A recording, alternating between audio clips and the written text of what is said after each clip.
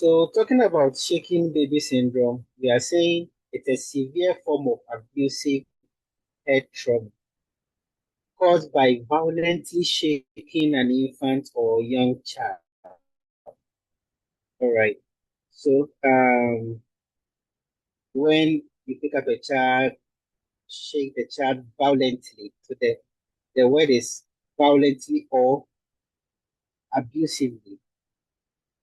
That child, every child is different. Some people, some people are very soft. But all children should be treated as such anyway. Right? So this is how come you get shaking baby syndrome. So we are saying the shaking causes the brain to move back and forth inside the skull. So like in all directions, it can move anywhere depending on how um the baby or the child is violently being shaken. Okay. So that can lead to brain bleeding, brain swelling, eye hemorrhages.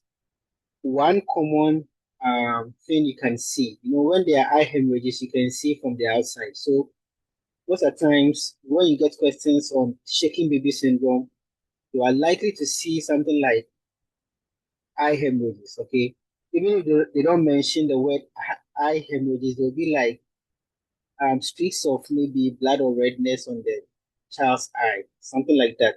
So something to tell you that there's hemorrhage on the eye. Okay, and it can also lead to what permanent neurologic damage or even death in severe cases, right?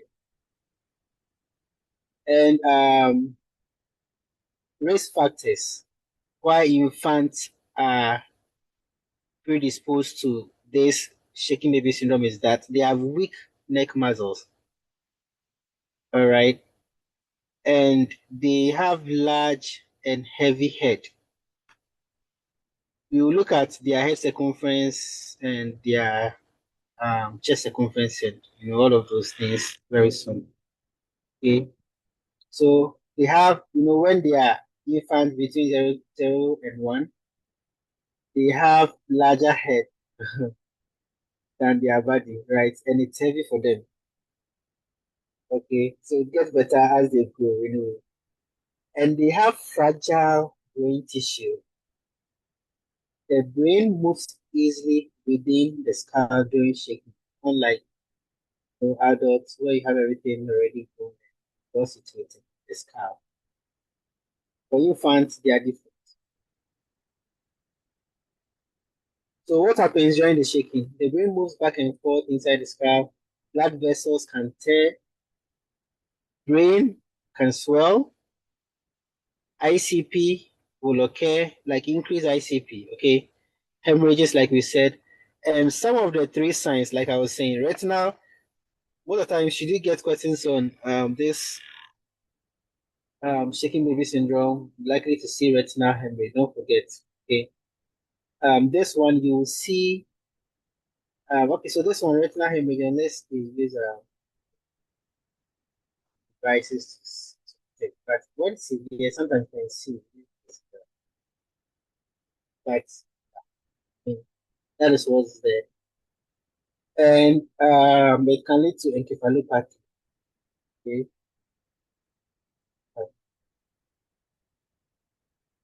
So signs and symptoms. So they exhibit all the neuroscience. Okay. Irritability, vomiting, poor feeding, they'll be lethargic. Okay. What's the meaning of lethargy? Isn't a very extremely weak? Yes, extremely weak. Okay, good. I know how I just asked. Okay, let's continue. High pitched cry. Okay, they can. So these are mild symptoms they can exhibit. These are some of the severe forms. So you can have, they can have seizures. They can even have cessation of breath, depending on the severity of injury. So apnea can occur, respiratory distress, coma, and even death. Some of the assessment findings you can see, especially when they are brought to the hospital. At the end of the day, people who maybe send their infant into that state, whether by mistake or by intentional means, you can't keep in your baby at home. You by all means take that child to the hospital, right? So these are some of the cues that you can see that something is wrong, or maybe the baby is being repeatedly abused, okay, or something. So these are some of the important lesson cues you should see or you should realize.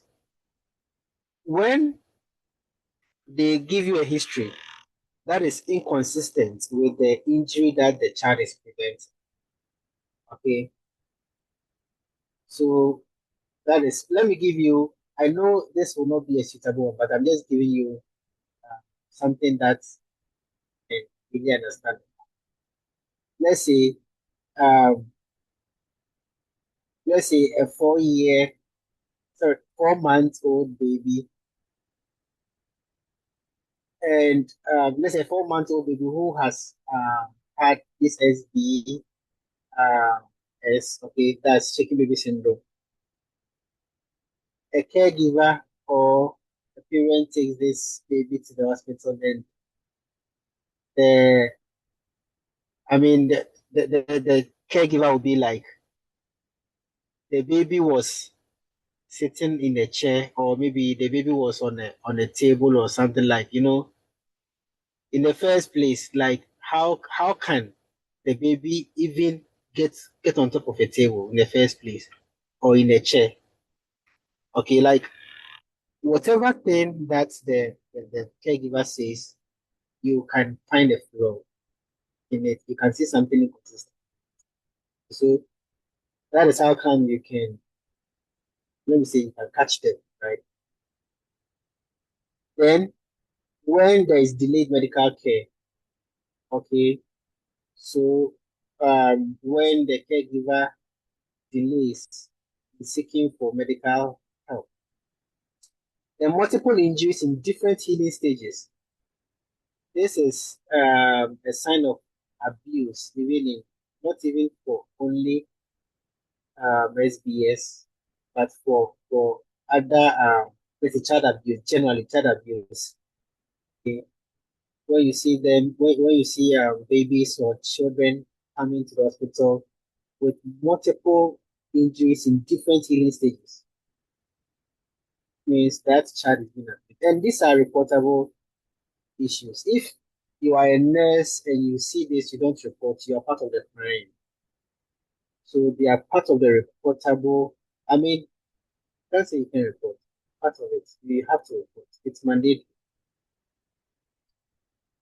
Injury not matching developmental ability. So, like you see, like what I was trying to explain. So, I think this one explains it more. The baby can't sit per the age, and the caregiver start by saying the baby was sitting. I mean, who does that in the first place? You see, so that is how come you realize there's something wrong with what is being narrated. All right. Any question on this slide before we move on?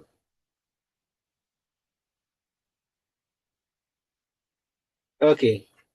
So this is how we diagnose them: CT scan, MRI, skeletal survey, okay, ophthalmologic examination for the eye, okay, and neurologic assessment. So, but MRI will pick it, if it's with the brain. MRI will pick it more sharper than CT scan. CT scan is also good. Okay. Yeah. So everyone has its own purpose. Now, nursing interventions: maintain airway breathing. So your ABC should be maintained, right? Monitor neurologic status, prevent intracranial pressure. So anything that reduces intracranial pressure is what you do, not anything that makes it. You have to document findings carefully, ensure child safety, report suspected abuse immediately. It is very important. Okay. Now, some of the complications you can get: brain damage, blindness, Sergio, please, seizures. can you go back, please?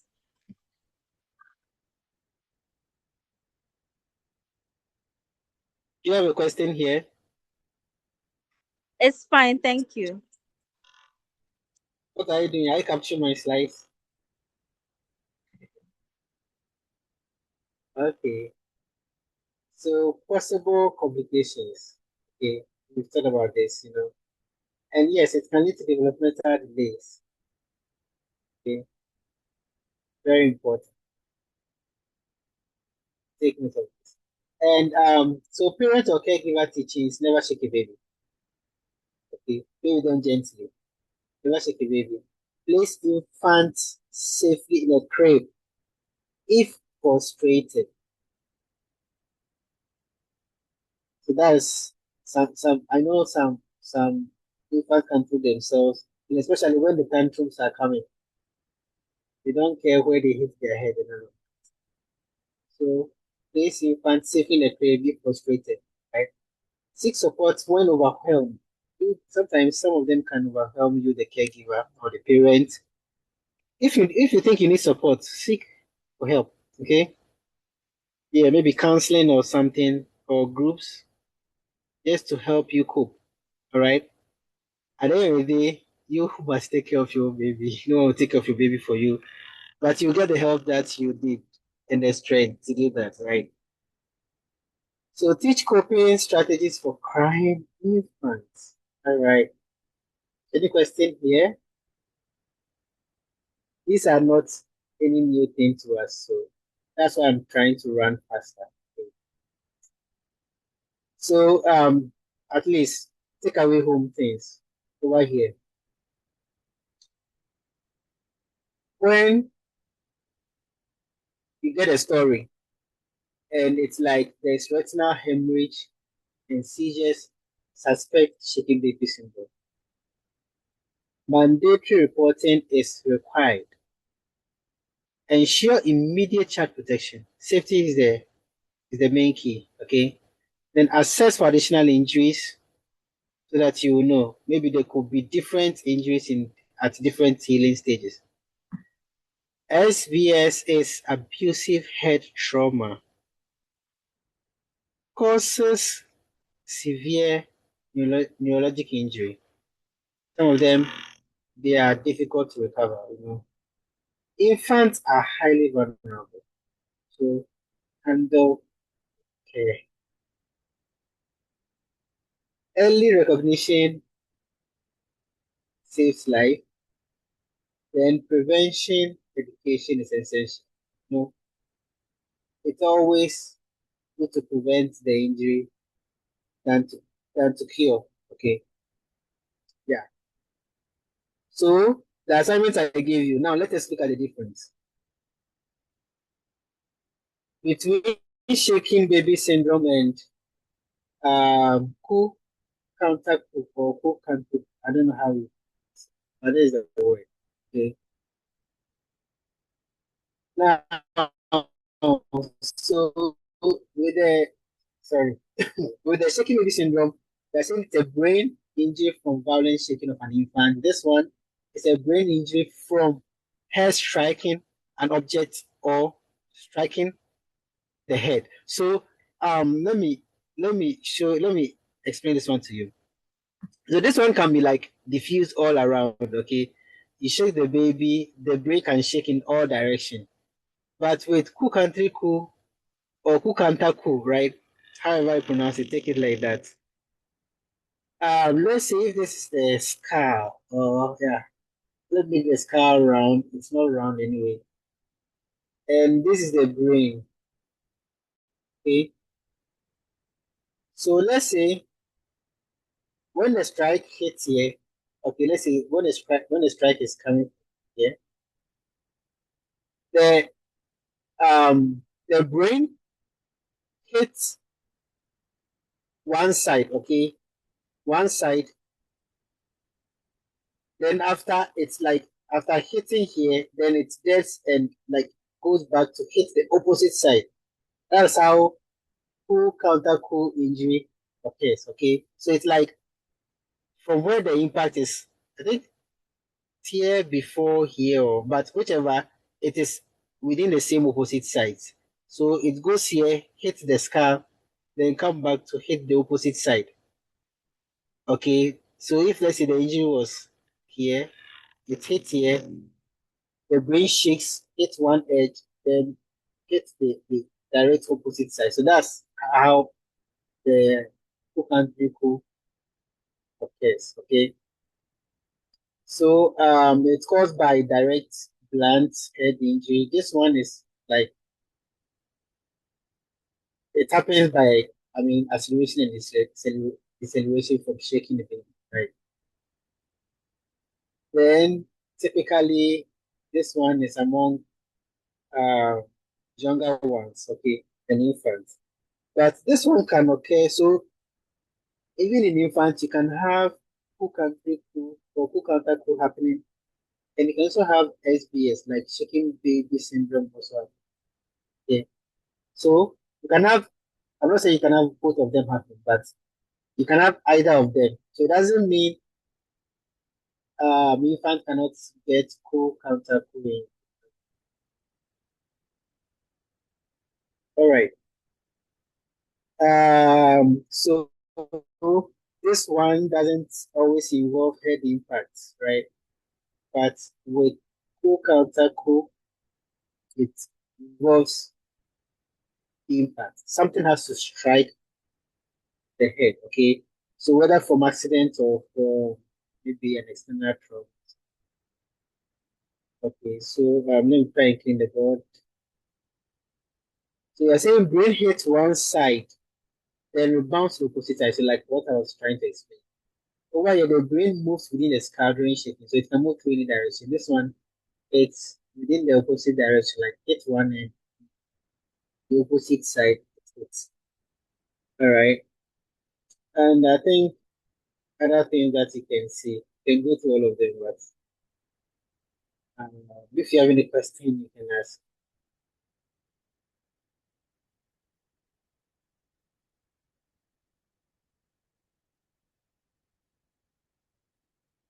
So look at the last one, the last point here, the Enclis clue. I'm mentioning it again, okay? So when it is coming from SBS, you see something like there is retinal hemorrhage with subdural bleed. So let that give you, and if the person's an infant, let this one give you a clue that it could be what SBS, that's shaking the vision. Okay.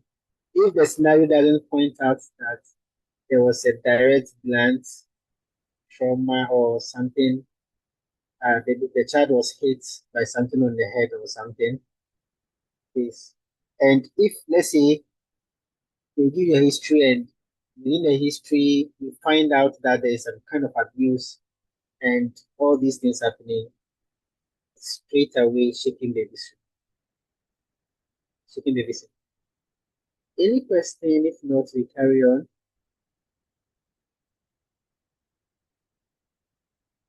Okay, now we are done with shaking the vision. Let us look at another thing here. So, when it comes to hospitalization and development, there is something I want us to take note. Okay,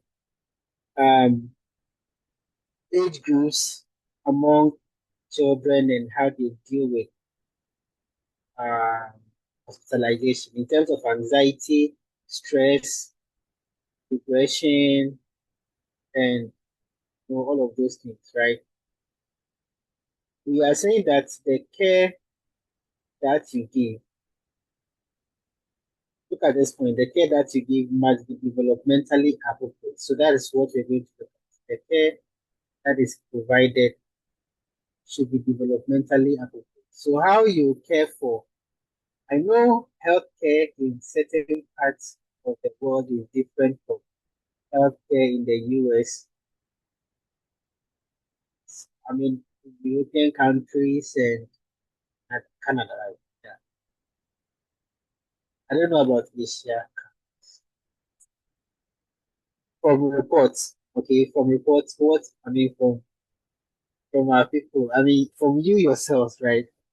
The report that you give us, you are always around. I mean, you are all around the continent, and yeah, we get reports. Childcare is different from. I mean, how children should be cared should be different from how adults should be cared. So, like I was saying, how you care for a 3-year-old child should be very different from how you care for a 9-year-old child. Okay, and all of that. So, looking at our right hand side here, when it comes to hospitalization care among adolescents, this is what you have to do. Anything that encourages peer interaction.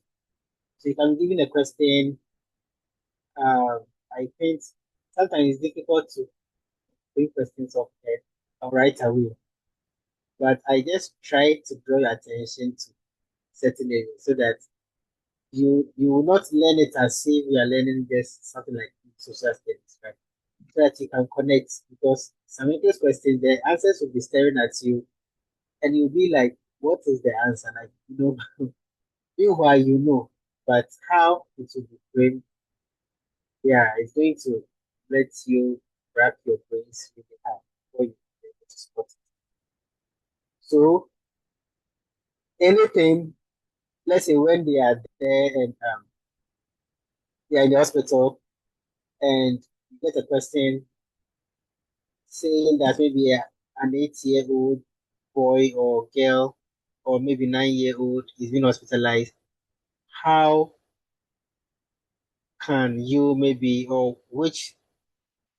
in which ways, okay, can you help to reduce maybe stress or anxiety due to hospitalization? And they are like, let peers visit the child. It's within their developmental um, gym or like within their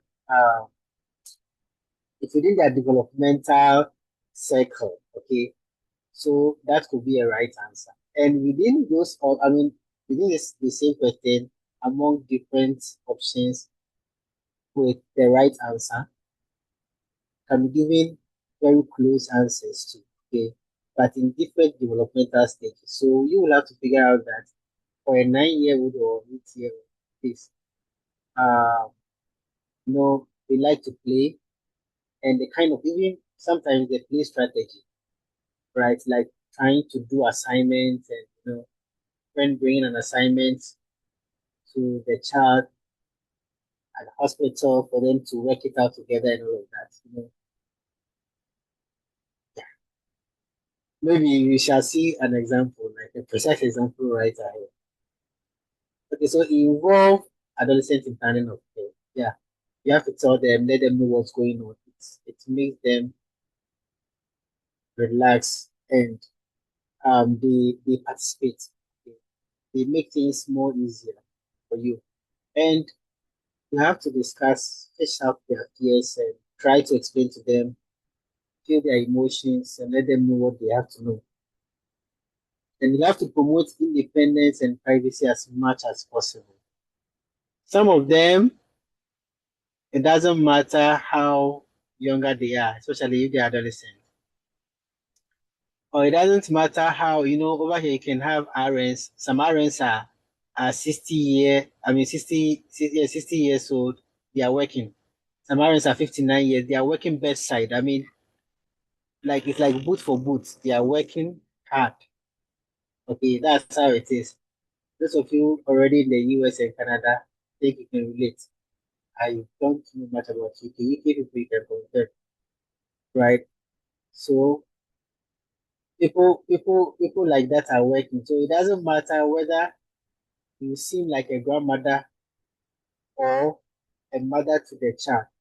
Sometimes the child will be like, maybe I want same sex, okay?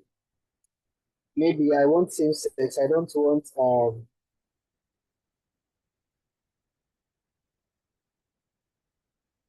maybe I want same sex. I don't want maybe opposite sex. All right. So that is also possible.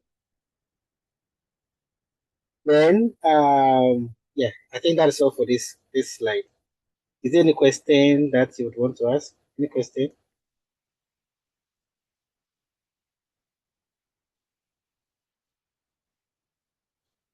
If not, we carry on.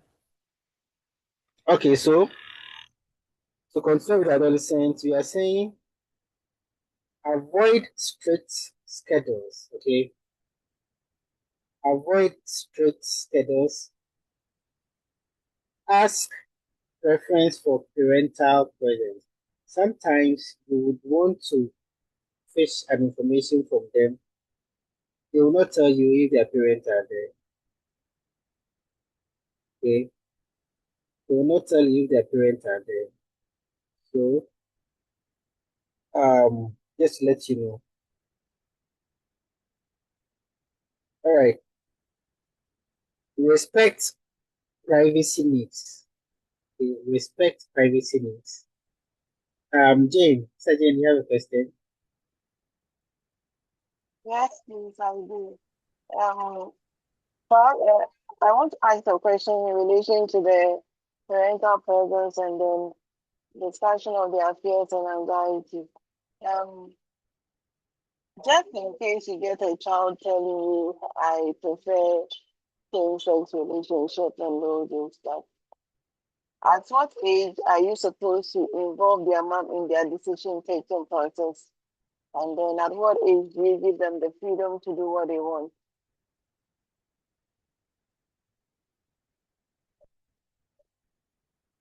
Sorry.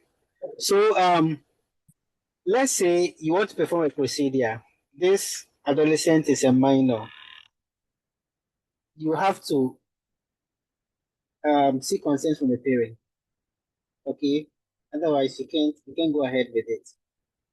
But if let's say you have 11-year-old girl, okay, and this girl, I mean, is brought to the hospital by the mother, and you suspect something like STI, okay? Let's say you suspect actual STI,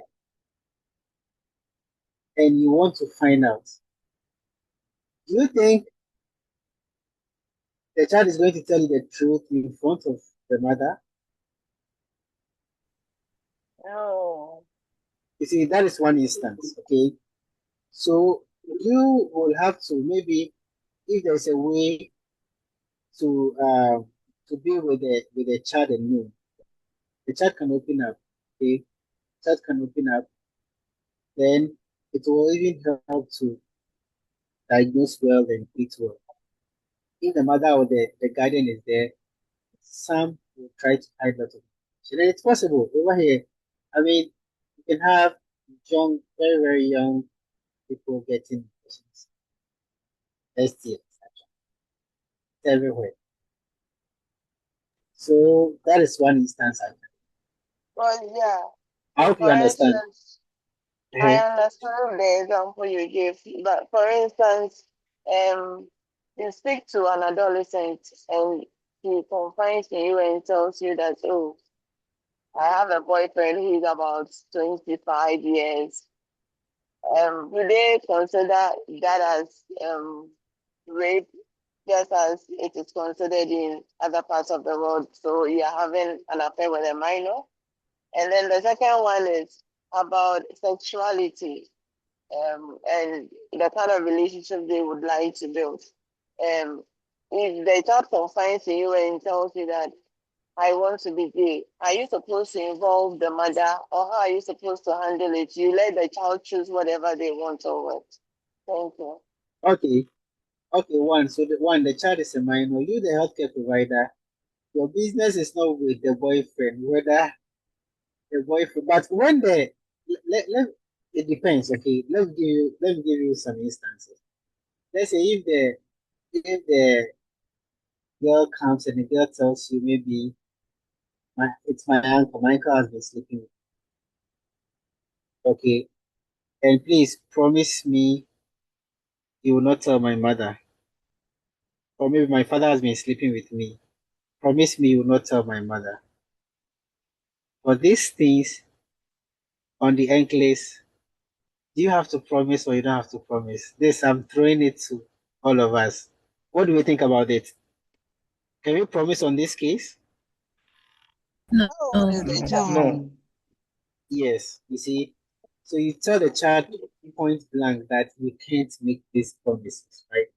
But let's say if let's say with your instance, the person who is having an affair with that minor is an outsider.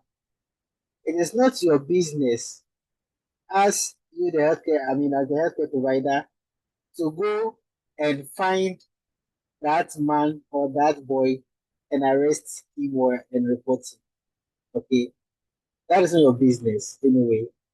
Okay, if um the person is a minor and you think, I don't even think you should even think if the child is a minor and needs protection from that, you can relay that information to the guardian. Okay, then the guardian will pick it up from there.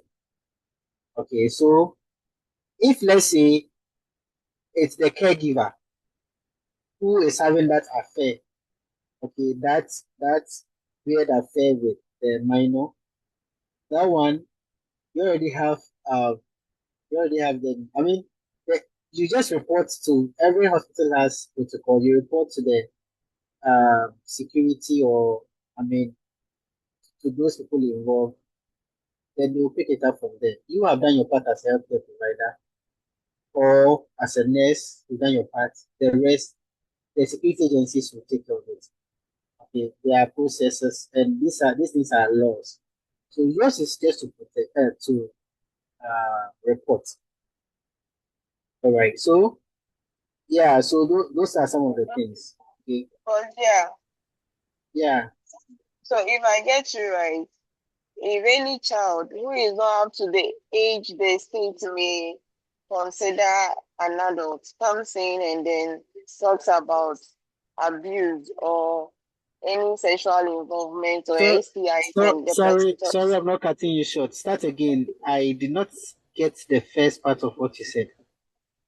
I was asking that Mhm. if any child who is not up to the age the state may allow that the child can Mhm. have a sexual interaction with a man comes to the facility with STI and confides in you to tell you, whoever it may be, yours as a nurse is to report to the security agency, and then they will decide what to do with that. Am I right with what you have explained so far?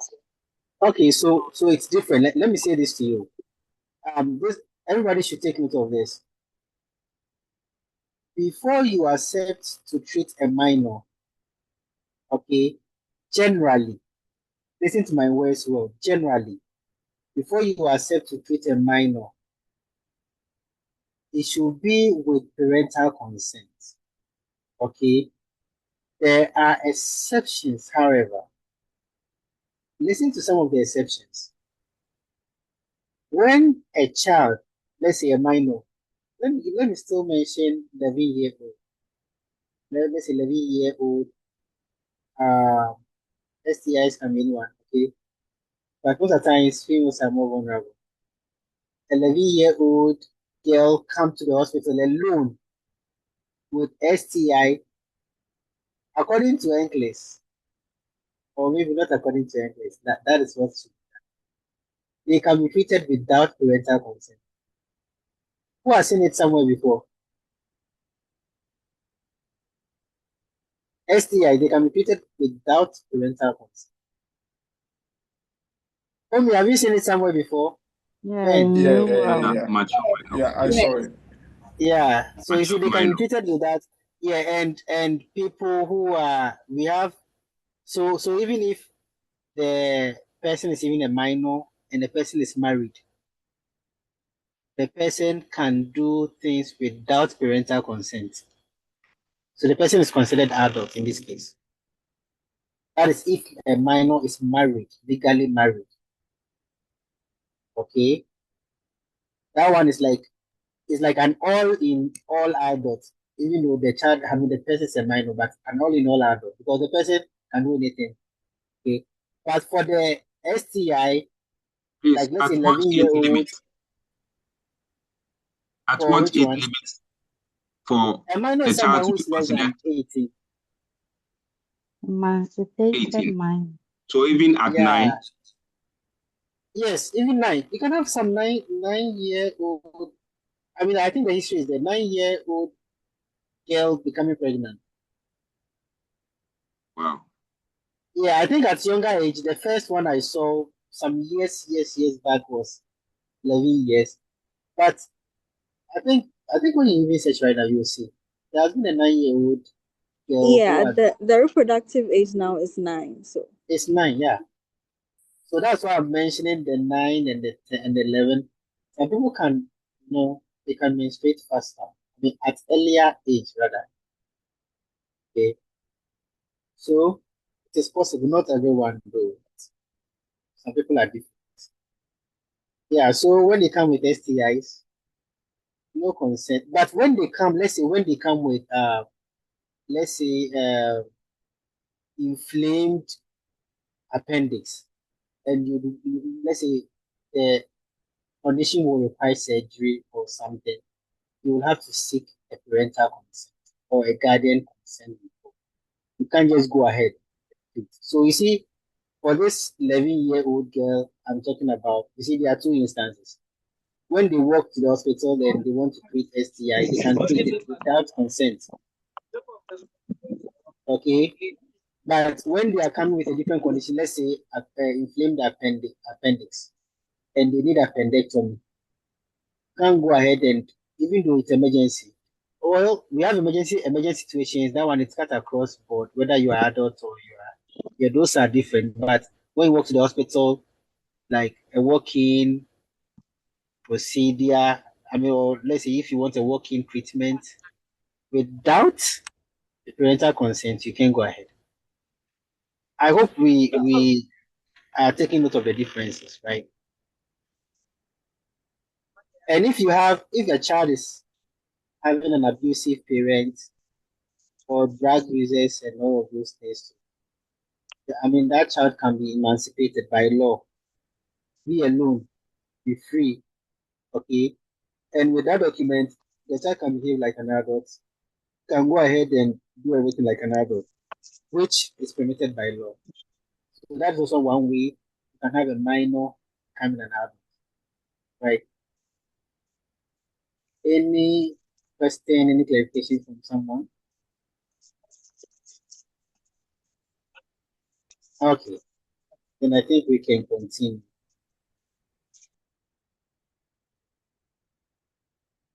The next one is toddler hospitalization. So on our right-hand side here, there's high risk for separation anxiety. You know, these people, they always want to cling to their parent or their caregiver. Right? They throw temper tantrums, regression. Okay, it's also there. When you're caring for these toddlers, you have to maintain home routine. Um, so some of the, I think this has even come to mind when they, let's say if they have special toys they used to play at home, they can have those toys in the hospital. Okay, so the caregiver can bring those toys they normally used to play at home to the hospital or to their bedside to play with it. So we have to maintain home routines for them. Let them feel that they are still kings and queens in their own circle, right? Otherwise, you're going to have issues even treating them. Yeah, so that's how. And you see, you can do this for a 9-year-old child. You can have 9 year, I mean a 9-year-old child having his or her toys or playthings to be sent to the hospital. It's not developmentally appropriate to say that. Offer choices instead of yes or no. Sometimes you can reason with them. Okay, you have to give them choices. Let's say if you want them to have a candy, you want to calm them down, you want to give them a reward. Sometimes when you hand them something directly, they tend to reject it. But if let's say there are two options, one in your right hand, one in your left hand, you show it to them, they themselves will pick one. Okay, so let them have choices instead of maybe yes or no. Encourage parental presence. It's very, very important. They can never do away with their feelings. Provide familiar snacks and rituals. Okay, something that they are used to. Keep on doing it. And the importance of their play. They are in the playing moods. Playing is part of their schedules. When they stay for a day without efficiently playing, some of them can't even cook. They will be very slow. You might even view them as if they are sick. They just need some play, some free time to play. So playrooms allow expression of fears and it support their emotional well-being.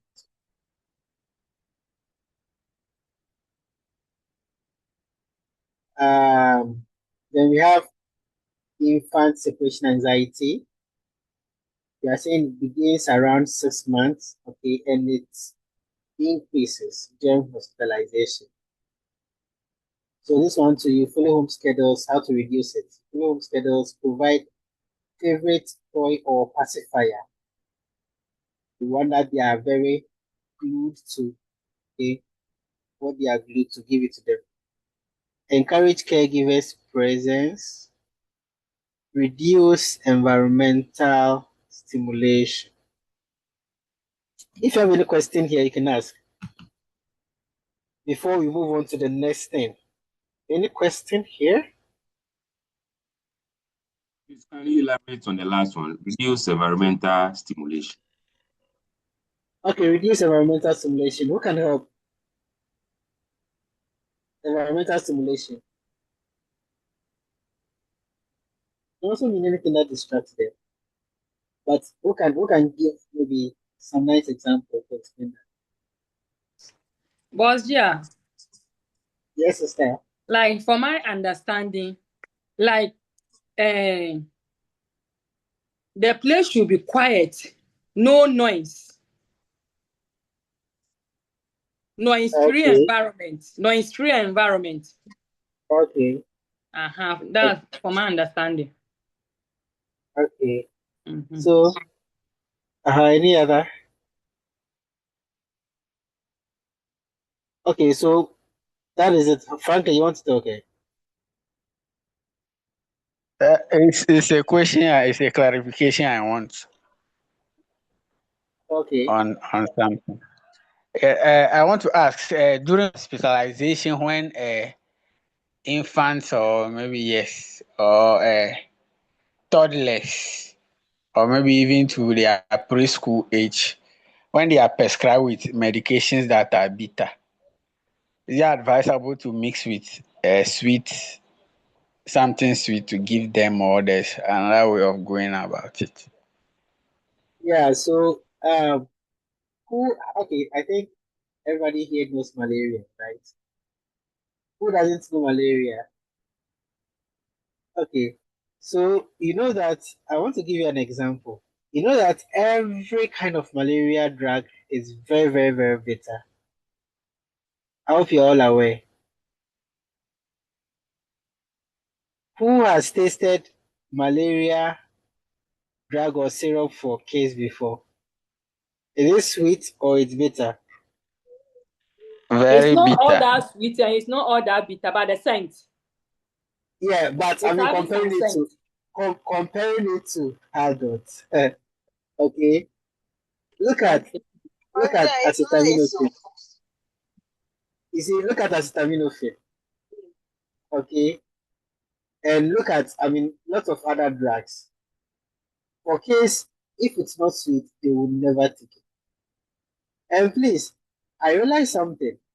The kind of acetaminophen we have, paracetamol. The kind of paracetamol we have in Ghana, for case, over here, it's sweeter times two, times two or maybe times three, okay, than even what I've tasted before back in Ghana. Okay, so, when you give the kid will take it. No kid will try to take something that is not sweet, and they work effectively. So the sugars will be absorbed. Their metabolism is already high. Okay, those sugars, except someone who is born like maybe of type 1 diabetes. Have you seen? I mean, how how much of that sugar can cause maybe the baby to get diabetes or something, and it will never even happen among those babies. So they can have those sugars with their drugs, and it's okay. Those syrups, okay. Those That's why they normally even blend it to with their drugs, okay, to make it sweeter for them to drink or to take it. And they are okay, because if you don't, they will never take it. And how will you get the drug in them? So it's fine, okay. Even for adults, sometimes you are even allowed to take some drugs with even some drinks, aren't you? How much more case? I don't know if I've answered you, Franklin.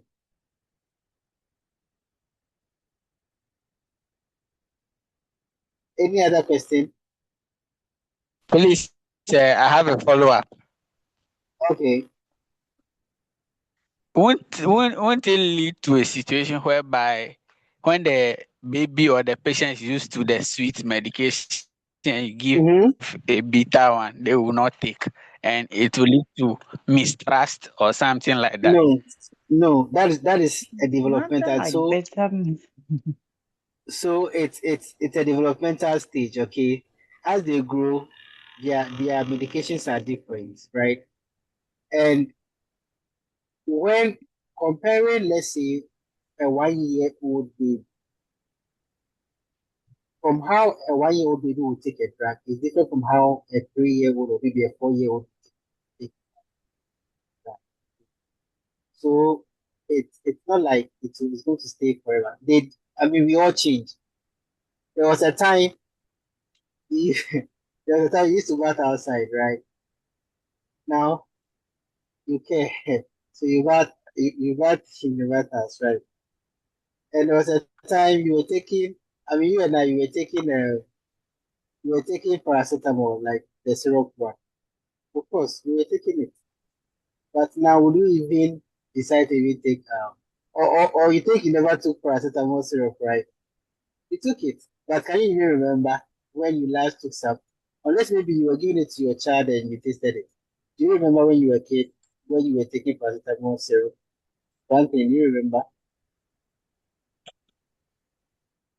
Yeah, So, so I yeah, remember. you remember. That is good for you. You Man remember, is just. definitely. Yes, any other question? Okay, then I think we can move on. Okay, so I know today we are moving a bit faster. I want us to cover much. So just to let you know, we can't finish anything, or let's say everything under pediatrics, like how we ended for some of the systems. We will see maybe within this week or next week I will end um, pediatrics for where we got into. Then we shall look at something else, okay? Because the things are plenty, so we do them in phases. Now to talk about the next thing, we have failure to thrive. Failure to thrive. When we say failure to thrive, what does it mean? So failure to thrive means inadequate growth or inability to maintain growth. Okay. And this is what happening. The child falls below expected growth standards. You will see a 5-year-old child and you think the child is just 2 years or 3 years, or even sometimes worse. Okay. So often identified when weight is below the fifth percentile. So this is like a measuring scale by WHO. Okay. If you care to look at it, you can go to WHO and look for it. Like it's a chart. Okay, it's a chart. So just to let you know, the chart may involve physical, emotional, or developmental problems. Okay, so so the main issues are with physical, emotional, and developmental problems with weight loss, okay, or low weight, which is below the expected weight that the child should. Okay. And we are saying common causes are congenital heart disease. Okay, congenital heart disease. So, like, look at give me an example, commonest one that we've done not long ago. The trilogy of The trilogy of Fado. Good. Okay. Stephanie Opoku, can you hear me? You answer my first question. Okay. All right. So that is it. Gastrointestinal disorders too can lead to failure to thrive. Chronic infections, malabsorption disorders. Then you can have non-organic causes too, like neglect. So these ones are not with organ failures or disease conditions, right? So neglect can also lead to failure to thrive. Poor feeding practices, poverty. I think most of us we've seen some, especially poor feeding and all of that, right? And neglect. When a child is neglected, there's poor feeding, the baby doesn't grow well, you know, and it affects future developmental stages. And poverty too, yes, poverty too is part. Some people are like, I can give my baby a fish every day. Maybe my baby has to take one fish in a whole week because we don't have money. It's there. Okay. All right. Parents child interaction problems. Yes.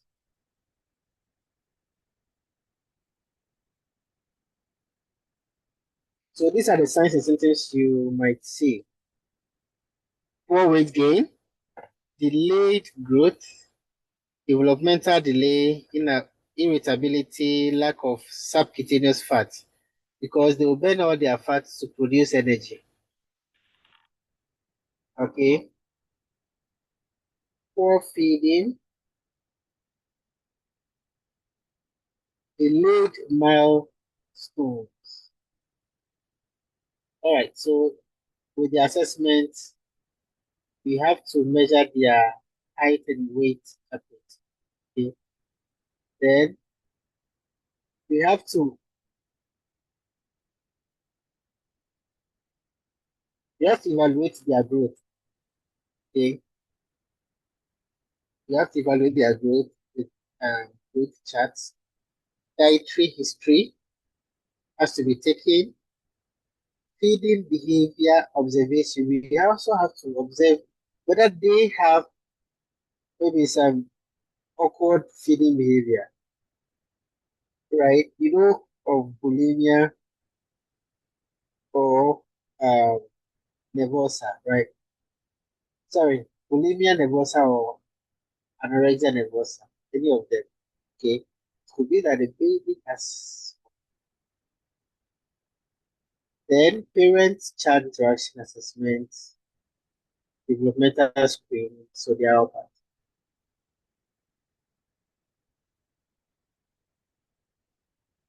So diagnostic tests, CBC, electrolytes, 2 studies, thyroid function test.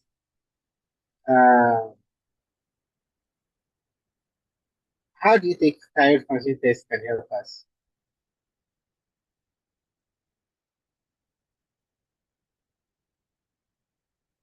How do you think thyroid function test can help us? Thyroid controls what?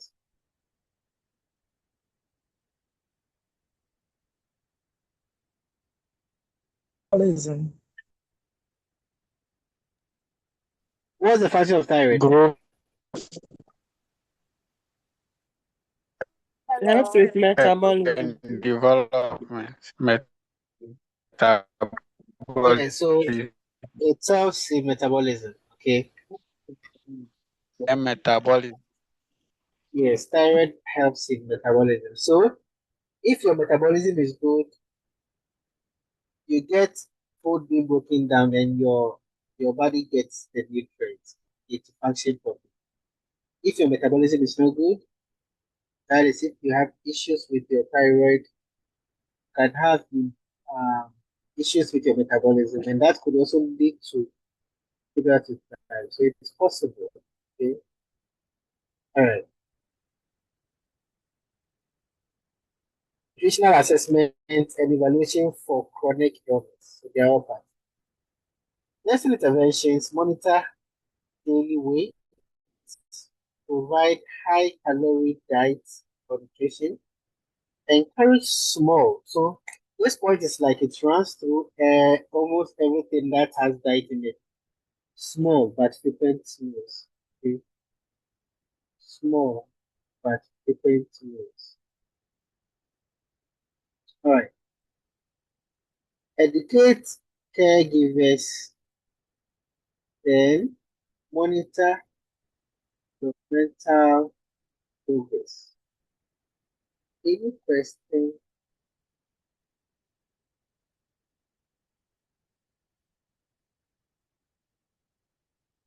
Okay. If no question, let's carry on. So nutritional therapy.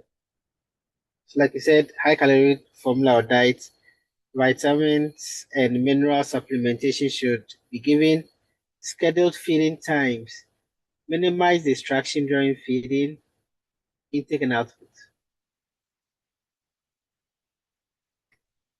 Teaching, teaching for caregivers, right? It's important. Yeah, Yeah, please, I understand what you're saying. Why the intake and output? intake and output. It helps us to measure. Not all foods are solid. Okay, and they become dehydrated too. So that's also part. Okay. Uh, yes. So this will take care of both liquid foods, and, you know, maybe mainly dehydration. Well, for what I know, I don't know them to have issues with intake and output. I think so. For instance, where I am, we do the is it F95 and then the plumping nuts and all. Usually the The nutrition plumping officers nuts, come yeah. around. Yeah. Is that done over there too? Yeah, but I don't think Ghana system. Over here, it will only be in this like in a pediatric hospital, like mainly. And Okay. I don't know how. I've not worked at a pediatric unit over here. Maybe they will have a similar system or maybe a different system. I can't actually tell. And I think their foods will even be different too from Yeah. what we use. I'm sure. Their Okay. food is different. Okay. What you feed them while they are in this state is different from the regular food they will even allow for a child to eat. But Oh, okay. I have not seen the intake and output part. I Yeah. don't know whether for those who are on the F90, we have F95 or F100 and F90. I've forgotten. But Okay. usually they give them and then I know they start to put on weight. So that is what they monitor most of the time. I have not seen the intake and output. So I was trying to Okay. read and see. So generally, when you are building them up, I think it's so important. Can I give you assignments? When you see, sorry, whenever you happen to meet the nutritionist or maybe the dietitian, just ask him or her the question of intake and output directly and see what they will say. They know, but sometimes not everything that they do, right? Yes, Ask them, boss. and I don't think they will brush it. They know that it should be cut. I'll find out. Thank Yes, you. find out. And like one of these classes ahead, when we meet, come and share it with us. Okay, Yes, you will boss. see. Yes, it's part of it. All right. Any other question? Okay. All right. Now, possible complications. So, failure to thrive can lead to delayed physical growth. Of course, when you see them, you will see them. I mean, you can see a 7-year-old child, and the child will be like a 4-year-old or maybe 5 years. So it's part of it. Cognitive impairment, so the thinking ability and the rest. Developmental delays, weak immune system, behavioral problems. So it can even affect their behavior. All right, prevention strategies, routine pediatric checkups, growth monitoring, early nutritional intervention, parent education, and early treatment of chronic health. Are we good here? Can we carry on? Okay. So we are rounding this But up to yeah, yes, sister. today I'm disturbing you. I'm concerned about No the problem. parent education. What goes into it? What are you telling them specifically? You tell me one thing, you tell them. Should you be the nurse? What free education will you give to a parent to prevent failure to thrive? At least you can tell They them need to feed them on a regular basis. yes, and nutrition. They I need mean, to balance their diet or the good, education we are giving them. good. At least balanced diet should never be out of the dictionary. Okay, Yeah. so don't give them only maize porridge without anything. Okay, maize porridge you add plenty sugar, so you have carbohydrates, and will be taken in the morning, afternoon, evening, morning, afternoon. In the name of I don't have money. I'm not saying anyone here, but some of these things go somewhere also. Okay, and most people sometimes it's not like they don't eat. Okay, some people eat, but what they eat is like they're not eating. So it's like let's use an instance like kwashiorkor. Okay, kwashiorkor most of the time it's like they are eating. It's not like they're not eating. They're eating, but it's only their stomach which is absorbing the food or the abdomen. The head doesn't absorb, or maybe the feet doesn't absorb some. Right, the feet will need some proteins and vitamins, but it only carbohydrates which is coming, and the abdomen like carbohydrate a lot. Okay, I don't know how or the mechanism, but that explains why. You see, when you are someone who used to eat late, whether lots of like sweet or carbohydrates or things, instead of the I mean, those sweet things to digest to glucose, they will not. They eventually tend to become fat, and they will deposit they add up to your abdominal fat, and that's how come you grow pot belly. Why is it that different parts of your body doesn't become big, but only your abdomen? If you eat late or you are someone who eats and sleeps. Okay, so balanced diet is one key. So at least even if you can't tell them anything, tell them to give them fish, fruits, vegetables, right? Are we there? And proteins. Can we carry on? Are you okay now? Okay. Now take home key points over here. We are saying wait for this for failure to thrive. Okay. Weight is the first thing which is affected. Okay. Weight is the first thing which is affected. So let's take note. Then observe parent-child interaction. Observe parent-child interaction. Okay. Who can explain why?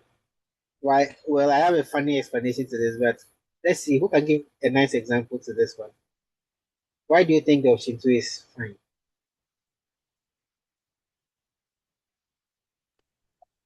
Hello, let me try. Yes, So try. I had an experience where a JSS girl got pregnant and nobody wanted to support because certain you are a child, you are a bad girl and all those things. So this child gave birth traumatized because they didn't allow her to abort too. She gave birth traumatized and then she wasn't ready to take care of the child. So at some point she came to the hospital with a relative and you could see that they were not really supporting, they were forcing her to come to the hospital. And she wasn't interested in feeding the child. She wasn't interested in doing anything for the child. It's just that she has given birth and that was it. So this parent can never really give any good interaction, can never have any good interaction with a child, to even establish any bond with a child, to feed the child, to do the necessaries for the child. So in the nutshell, this child is neglected, and a child that is neglected is not getting the physical care, the emotional care, and even to give the right nutrition or care so that the developmental milestones are reached will be affected as well.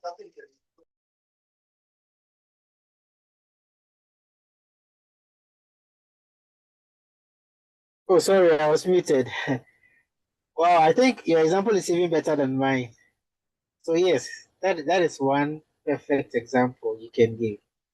Okay, so that you know if something is going on that can lead to failure to thrive eventually. Okay, so thank you for your explanation. It's fine. It's a very nice example. So daily weights are important. You measure small but frequent feedings improve the intake. When you give them binge foods, okay, or like all at once, I mean, so watch this option well. You can get questions and it will be like, I can feed my child 3 times a day, like breakfast, supper, sorry, breakfast, lunch, and supper. Please, it doesn't work for normally people who are sick and needs feeding, like oral feeding.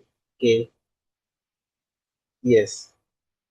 What normally works best among options is give small but frequent food. So you can have the synonymous of it, okay, in any way that is being written. If you see something like small but frequent foods, that is your best shot to take it. Unless maybe they're asking you something specific or otherwise. So developmental delays may occur with um, failure to thrive. Then failure to thrive is inadequate growth in children. Inadequate growth in children. It may be organic or inorganic or non-organic, okay? All right. We knew that that's not long ago. Early detection is important so that you can start treating them early.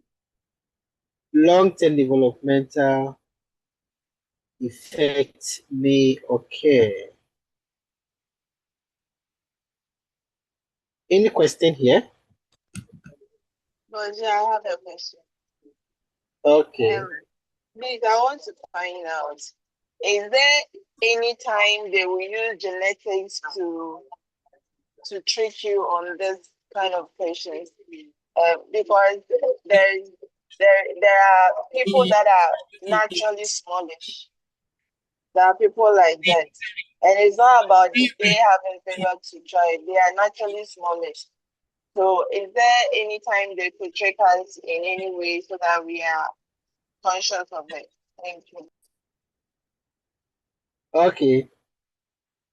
So before Mr. Tracy comes in, um, some people are naturally small. Okay, you can do that about it. And you will see, okay, failure to thrive, remember it's not only the body or the body size. Remember we talked about some other things too. Let me see. So you will see, sorry, you will see fine, you see the physical growth delayed. It affects the cognitive um it affects cognitive levels of the baby or the child involved, developmental delays, so it comes with lots of packages. All right. As you can see, it comes with lots of packages. So you see something like poor weight gain. When you see a lean person or someone who is small, and and if the person has lost, or let's say if the person has lost some weight, can't you see that this person is not too big, but so you can find some quantifiable amount of weight loss? Can't you see that? We have some people they're actually tiny, but when they lose weight, you see that is one aspect of it, and it's not alone. Okay, for children, they will have delayed growth too. Developmental delays will be in. Then they will have irritability. Their feeding will even be impaired. So you don't just look at a person and like the size alone and you diagnose failure to thrive. Failure to thrive comes with a whole thing, okay, a whole package. So not only that one, right? Are you okay, Mr. Jane? Yes, I'm fine. Thank you. You are welcome. Mr. Prissy, Yeah, please. I just want to ask about the input and output. Since the NCLEX is being taken here, I mean in the United States, are we to add to our notes? Because sometimes we end up, missing points as a result of some, sorry to say, questions and inputs. So I just want to find out about that. sorry, my side, I didn't hear some parts. Come again, please. Please, I said Sorry. I want to know with regards to the intake and output. Like, are we to add to our notes for the NCLEX? Because the sister was saying Okay, for the at her, failure to thrive. it's not done. Yes, at her end, it's not done, and I don't know what she is, and like, yeah. Failure to thrive, intake and output is part, okay? Okay, thank you. Yeah, okay. Any other question?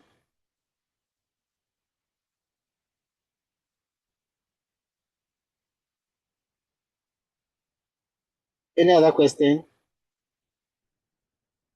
All right. Then I think I have some questions for you.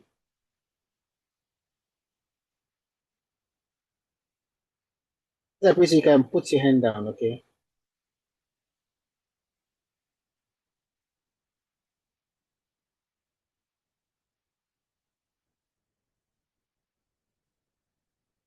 So who will be a reader?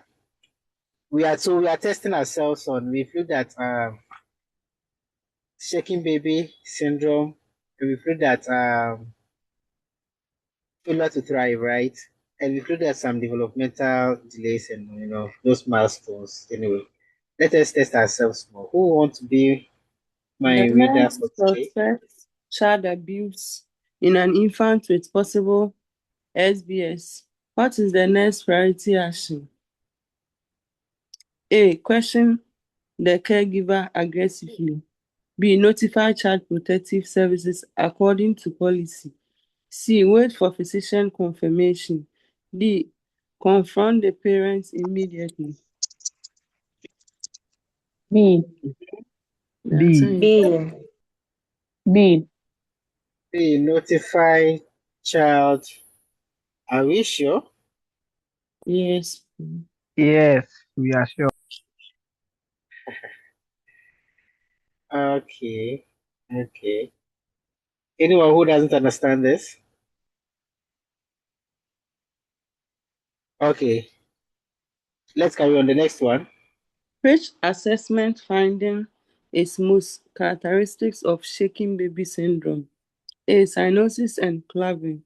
B. Retinal hemorrhage. C. Strawberry tongue. D. Bulging frontal nail during crying. Is B. B. The answer is Retinal what? hemorrhage. B. B. B. Retinal hemorrhage. Retinal hemorrhage. Okay. Retinal hemorrhage. Okay. The next one. Which finding should increase the nurse's suspicion of child abuse? A. Injury consistent with developmental level. B. Immediate medical attention after injury. C. Multiple bruises in different healing stages. D. Parents expresses concern for infant. C. C. C. Multiple bruises and different healing stages. Okay. I hope you are all following, right? Yes. People are do some. Okay. The next question. A nurse suspects neglect in an infant with FTT. Failure to try. Which assessment finding most strongly supports this suspicion? A. Delayed speech development. B. Consistent weight loss despite adequate feeding history. C. Parents frequently changes formula brands. D. Infant has recurrent otitis media. B. B. Mm-hmm. B. Okay. So is pediatrics difficult? No. Is pediatric nursing difficult? No. So why are some people getting low scores on the dashboard It's difficult for to find pediatrics? out. And then It's the difficult. questions are The straightforward. questions on the The dashboard are questions not are a that little bit difficult. straightforward. It's different on the No, dashboard. it is the same thing. Hey, who is that? Stephanie, are you the one? You. Let us carry on, right? Which intervention is the priority for a hospitalized infant with failure to thrive? A. Initiate high calorie formula feeding. B. Monitor daily weight. C. Restrict parents' visitation. D. Begin developmental stimulation therapy. Even before someone has quoted the answer already, right?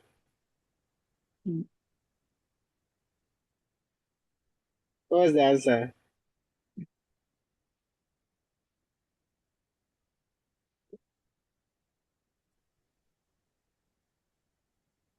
Say Hey, B. Daily weight monitoring.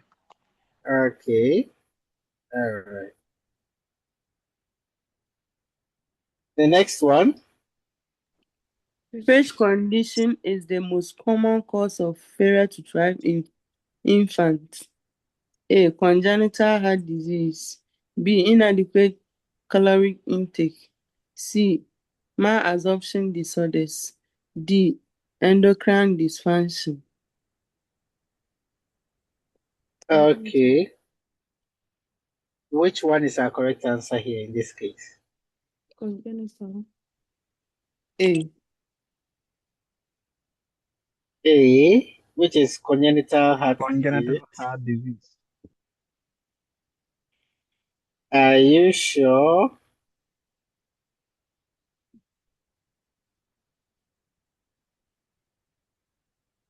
So you see, this is how the NCLEX is. So you make a guy like that, then he gets simple questions wrong. Have you seen it? And people were relaxed because you were getting all answers correct. You see this one, you found it wrong. I chose B in my mind. Oh. Uh-huh.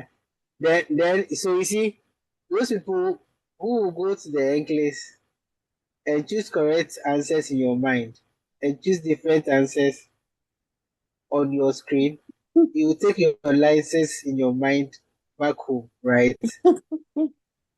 Yes, you get a license, you take your license back in your mind. You not get it on paper. So try and prove to everybody, okay, that at least you have an idea. It is better, and it's always better than to just keep it and Yeah, so the answer is B. Okay. Yeah, so there's another thing to talk about. I think we should do this one tomorrow. And we shall be doing some other things like, yeah, plenty things tomorrow. If you have Hello, any Boss question, Jill. yes, sister. Please, with this answer, then I'm having issue with the question. I think two questions before this one. This one? This one? No, um, no. The one with the high caloric diet, something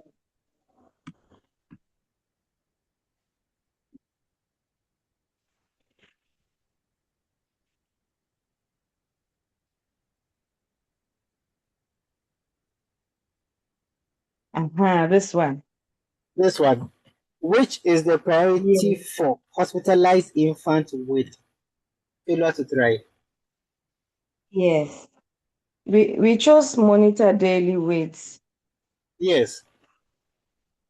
And I was thinking, so when we got to the last answer, then we went for the calorie. So why didn't we choose the A for this one? I'm confused here a bit.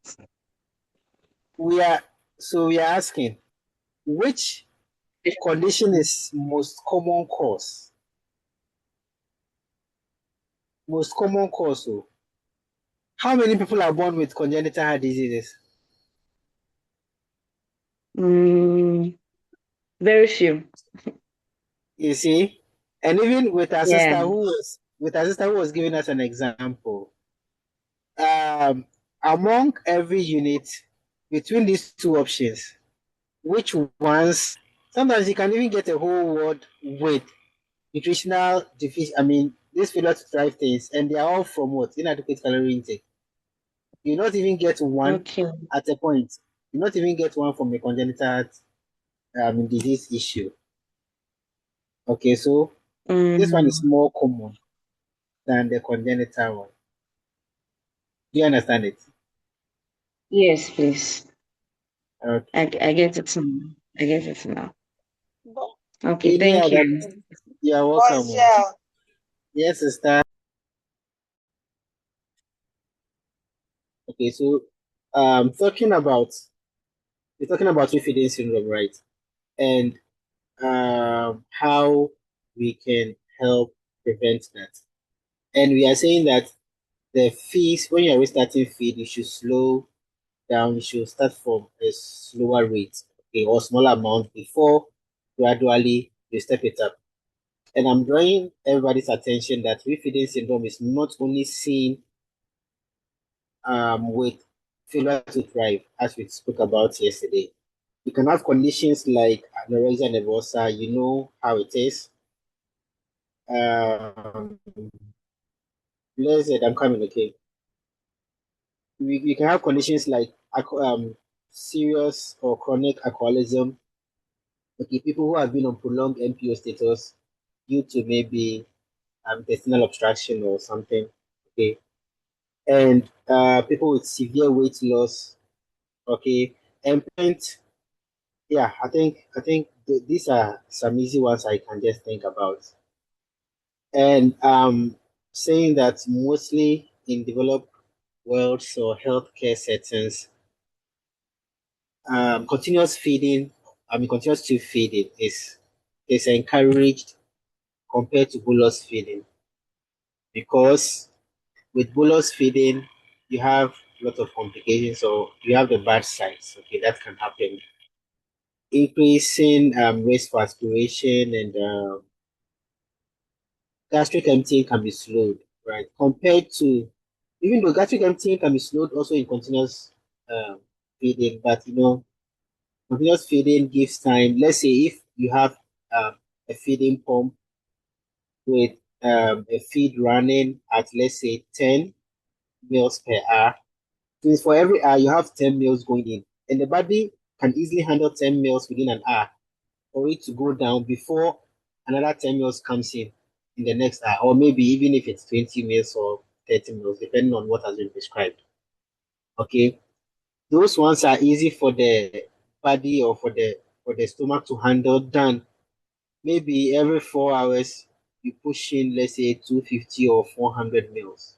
So that would be a lot at a point, at an instant, for someone who has a slow bowel to be able to adapt, right? Let's hear from Blessed, then we can carry on. Blessed, your question. Okay, but yeah, please. I want to understand the refeeding syndrome itself because you Okay. have mentioned how to prevent it, but I don't know what it is all about. Oh, okay, okay, okay. I'm taking it as if we already have an idea about it. Okay, fine. So when we talk about refeeding syndrome, okay, it's a situation that happens, like it's a dangerous one, okay. It occurs when nutrition is being restarted, okay, in a patient who have been starved for very, very long time,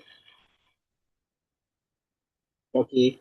So let's say, to make you understand it very well, let's say someone has not been fed for a very, very long time. When you are restarting feeding and you don't start it well, okay, and you don't start it well, starting it well means you, if you, going slowly, okay, like starting with smaller amounts and you take it slowly. That is the well that you are talking about. Because if you restart it too quickly, okay, with large amounts, you can have issues with refeeding syndrome. Okay, and this is how you see it. Okay, this is how you see it. You see, like, especially with electrolytes. Okay, you see rapid shift of electrolytes into cells. Okay, and you have electrolyte imbalances, and you can, especially with phosphates. Okay, I'll come to that one very soon.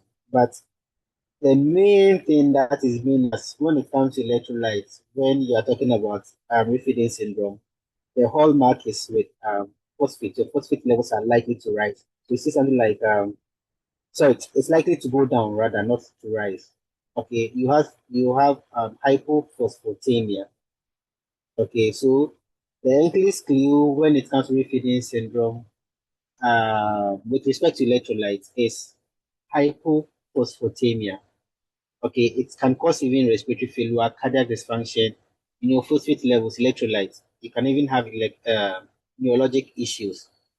Okay, and I think phosphate too has a part to play with even muscle strength. So you can even get muscle weakness as a result of that. Okay, so what happens is that there is there's sudden intake of carbohydrates. Most of the feeds that are being restarted, it's made up of carbohydrates, right? Even though other parts could be other nutrients could be bad, but it's more of carbohydrates. So when it started suddenly and massively, it causes a quick shift, or let's say rapid shift of fluids and electrolytes into cells. Okay, it's like it push some how should I even say it? Yeah, I think it is exactly what I've said. Okay, you have fluid and electrolyte shift into cells. Okay, from the blood into cells. Okay, so that is what happens. So you have lots of electrolytes being related, mainly phosphate levels, like what I was saying. You can also have issues with potassium and magnesium too. But when you hear of this refeeding syndrome, okay, between, it can affect potassium, magnesium, and phosphate. But if you should prioritize between any of them when it comes to refeeding syndrome, please always prioritize phosphate. I'm repeating this again. Refeeding syndrome can affect lots of electrolytes, okay, like phosphate, potassium, and magnesium. You get low levels of them. Okay, so hypokalemia, hypomagnesemia, and hypophotemia. But the most important one with regards to NCLES, when you're talking about refeeding syndrome, is the hypophosphatemia. So that's the hallmark you will see. All right. Yeah. So what else can I say? So what you need to have in mind is that anytime you have any condition, like what I mentioned, like the examples I mentioned, like let's say anorexia nervosa, anything that or any condition that had made someone starve for very long syndrome. Is it better now? Blessed, is it better Yes, now? yes, Yes. So boss. Thank you. you're welcome. So that's what I want you to think about. Okay. So you have to start slowly. So with regards to the failure to thrive thing, they lack nutrients. Okay. So we can say it's coming from malnutrition sense. Okay. So they lack nutrients. How can we rebuild them up? To feed them well, okay? And we have to do it slowly. Otherwise, refeeding syndrome can occur.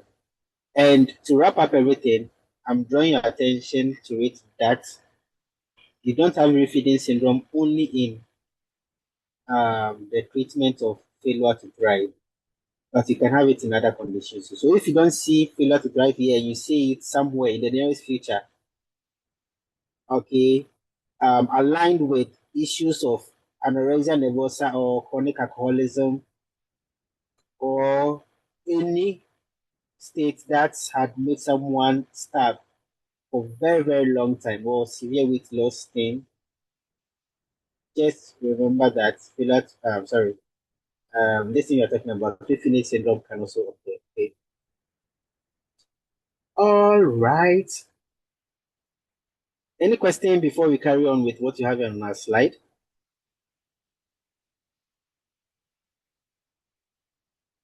Okay. I think But yeah, we've learned a lot even before we start today's slides. Yeah.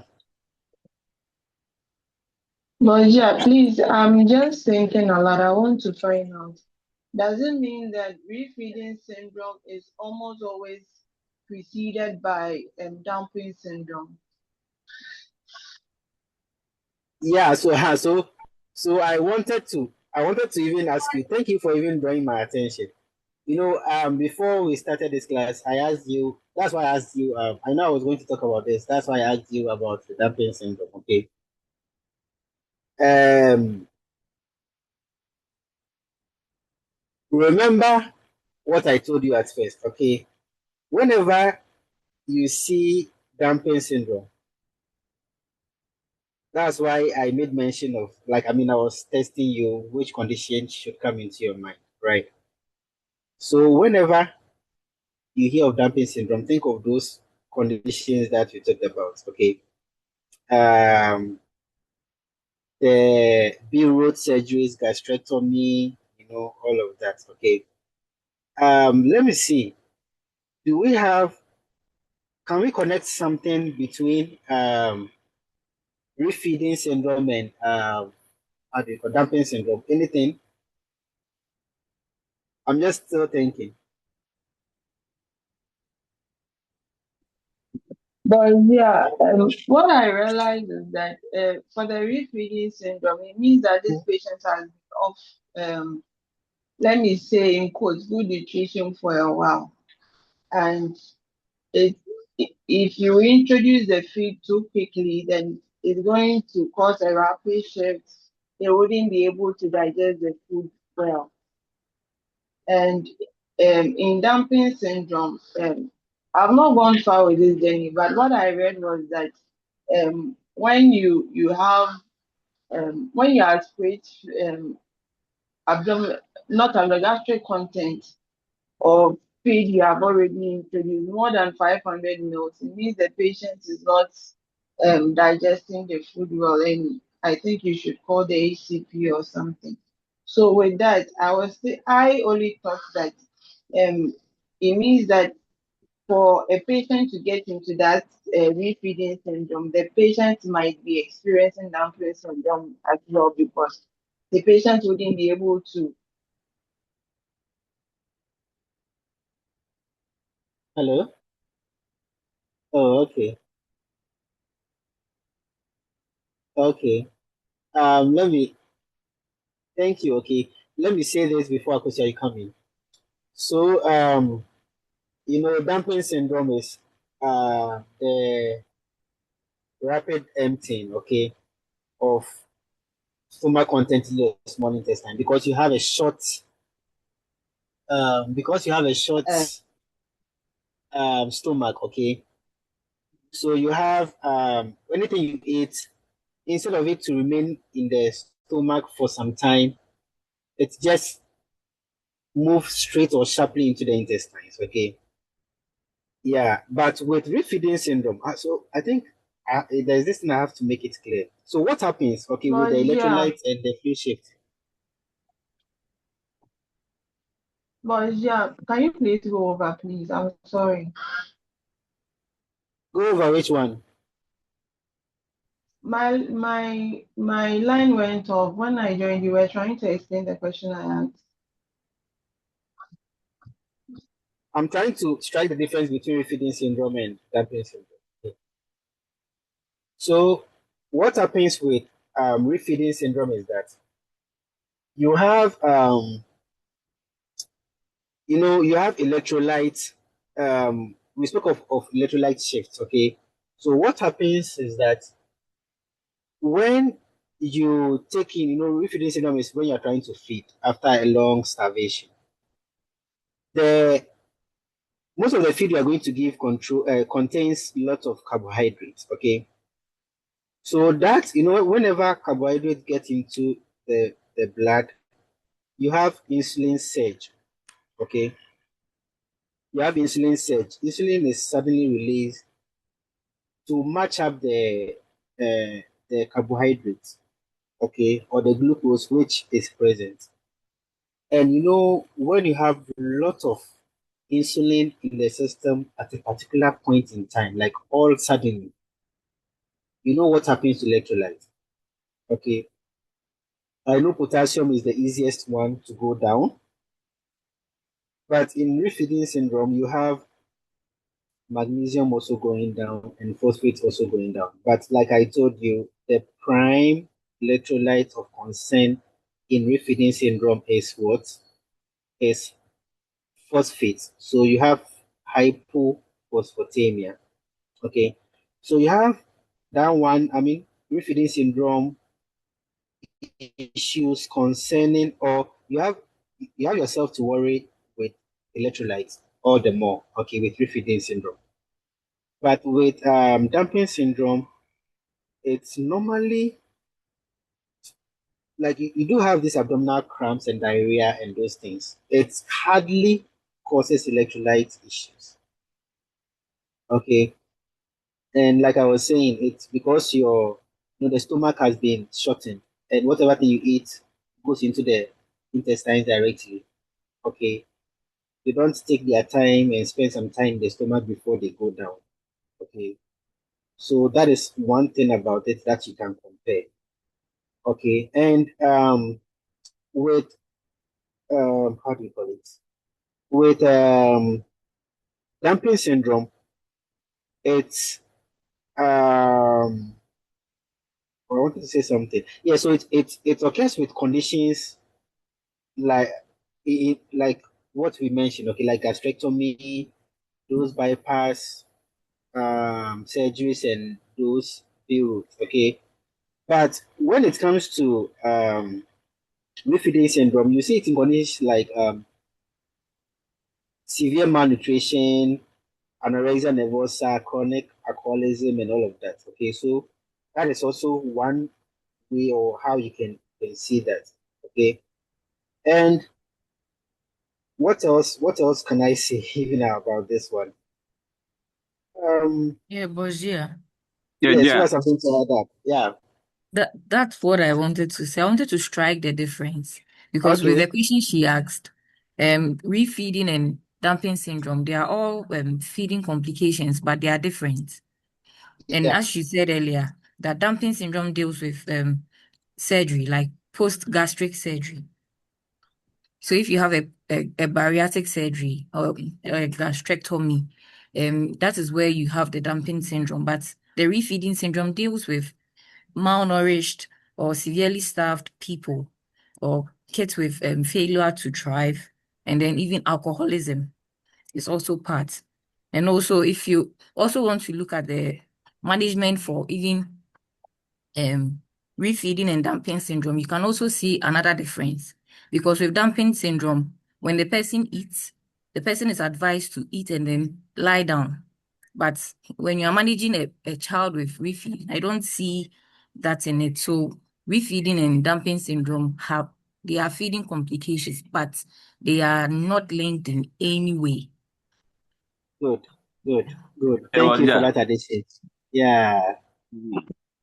Yes. So Okay. as we are doing, the similar thing between them is the feeding. When you are feeding, you have to feed them slowly. Okay. Because with dumping, it means that so it happens when the abdominal side has been reduced.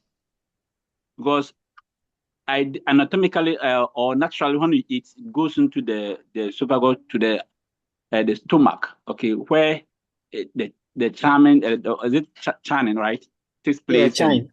Yeah. yes, takes place before digestion, and then it continues to move through the GIT, and absorption will take place. But with gastrectomy and those stuff, they have reduced the size of the abdomen.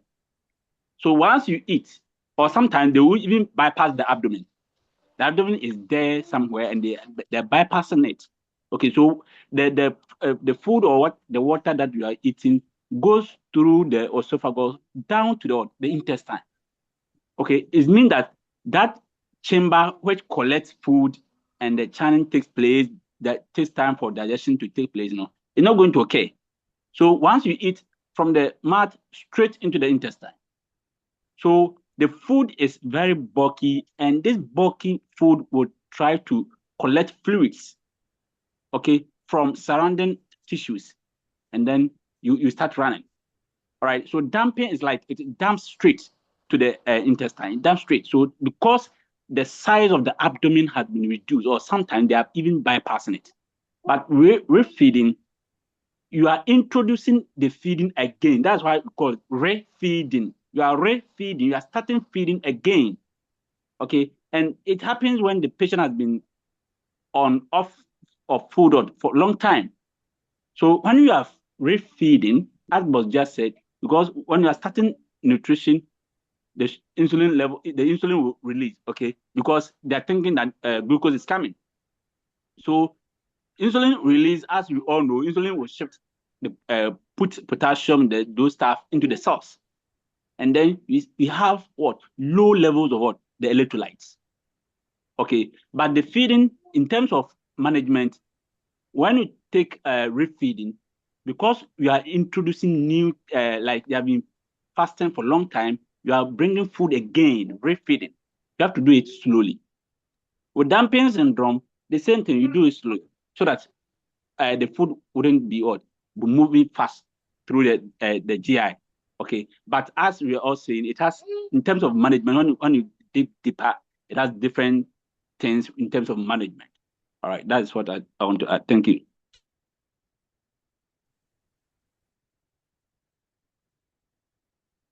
Thank you very much, Brother Frank. Thank you.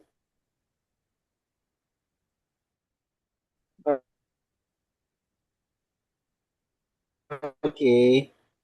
You still want to talk?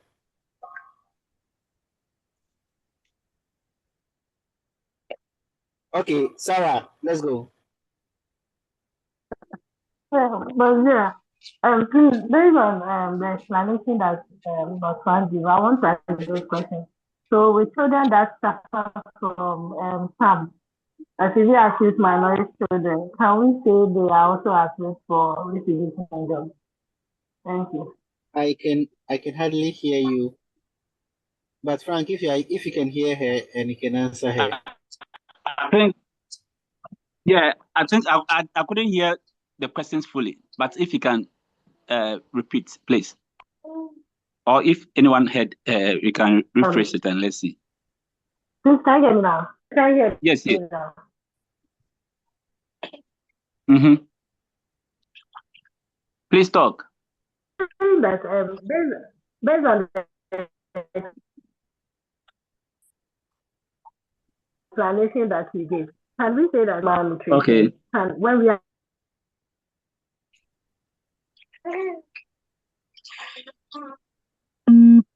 So it's off again. But what I want to tell you is that I had pediatric malnutrition. She was trying to ask if children with SAM, that's severe acute malnutrition, they are also like candidates for refeeding. I think that's the question. If I hear yes, so it happens in malnutrition as we well. Also experience, they have a risk of experiencing refeeding syndrome. Okay. Yes, so thank you. Yes, they are also at risk when we are introducing it quickly. Okay, because you see that the child is malnourished, and the world want to start everything quickly because we want to prevent complications. So we want to start feeding, but at the world sometimes we start with fluid and those stuff. Okay, before even migrating to orals. Okay, but when care is not taken and you start too quickly, all right, that is when the insulin is going to surge and try to put these electrolytes into the tissues and have these complications as the signs as what refeeding syndrome. All right, thank you.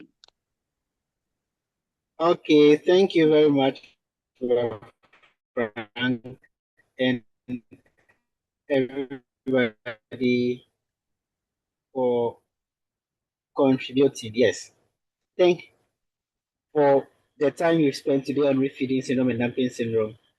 We promised on our honors, right, that should we get questions on them, we will never get them wrong. True or false? So I just want to wrap up with this so that we carry on.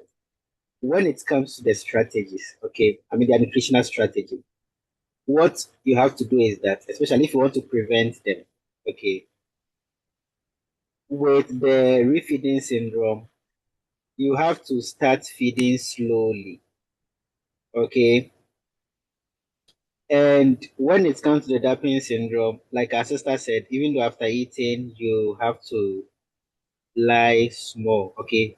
You don't have to be very upright, like, and just start walking or be straight within first 30 minutes after.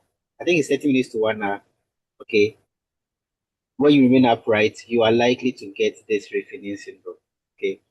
So the strategy is that you eat small but frequent foods or meals. Okay. So you don't eat like you don't do binge eating. So small but frequent. So that's what I just wanted to add. Thank you very much. All right. Now, let's talk about what we have here on this slide. Okay. Infant But growth. yeah, Yes, sister. last question. Does it mean that in dumping syndrome, their food is modified in any way, or they eat normal diet as every other person? Oh, it's normal diet. Okay.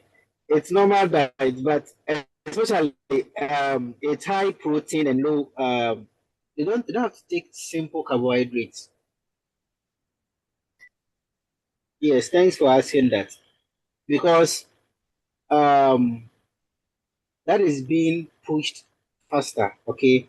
So the idea is high carbohydrates and low simple carb diet. Like they have to take in complex carbohydrates.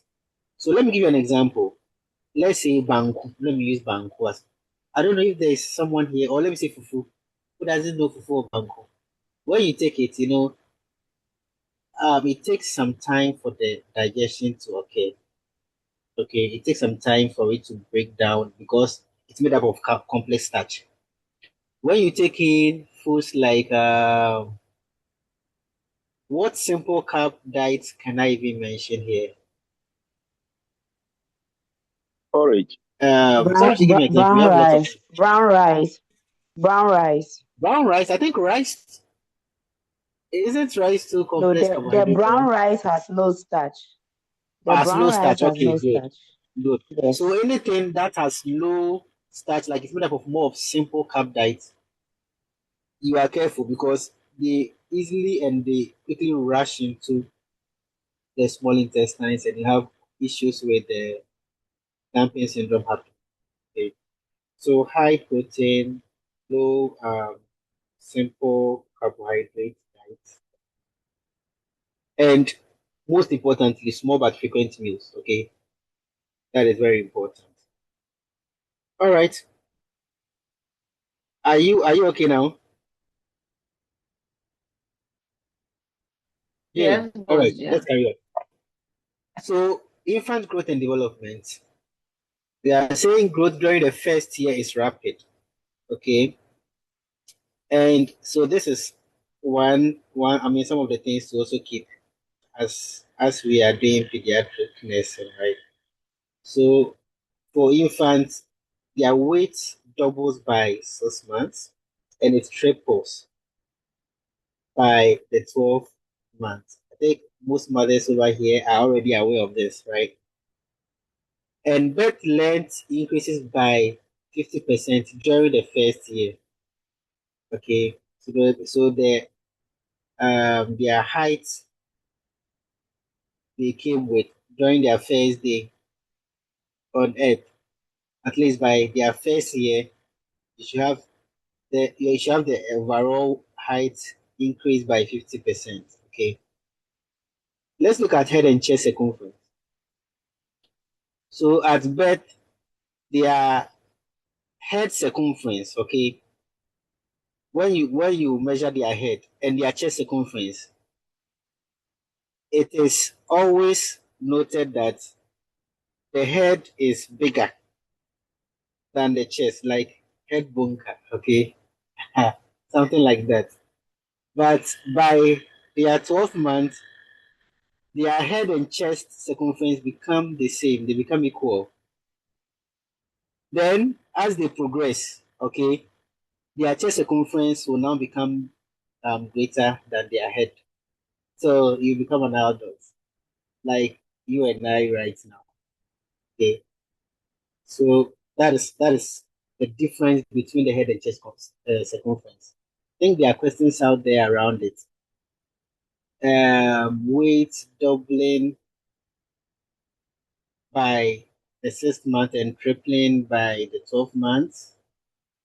Head and chest circumferences, the difference. That's what you have to take note on this slide. Are we there? Can we carry on? Okay. Now, that was just a quick one, just to let you know. I want us to talk about fontanelles. Okay.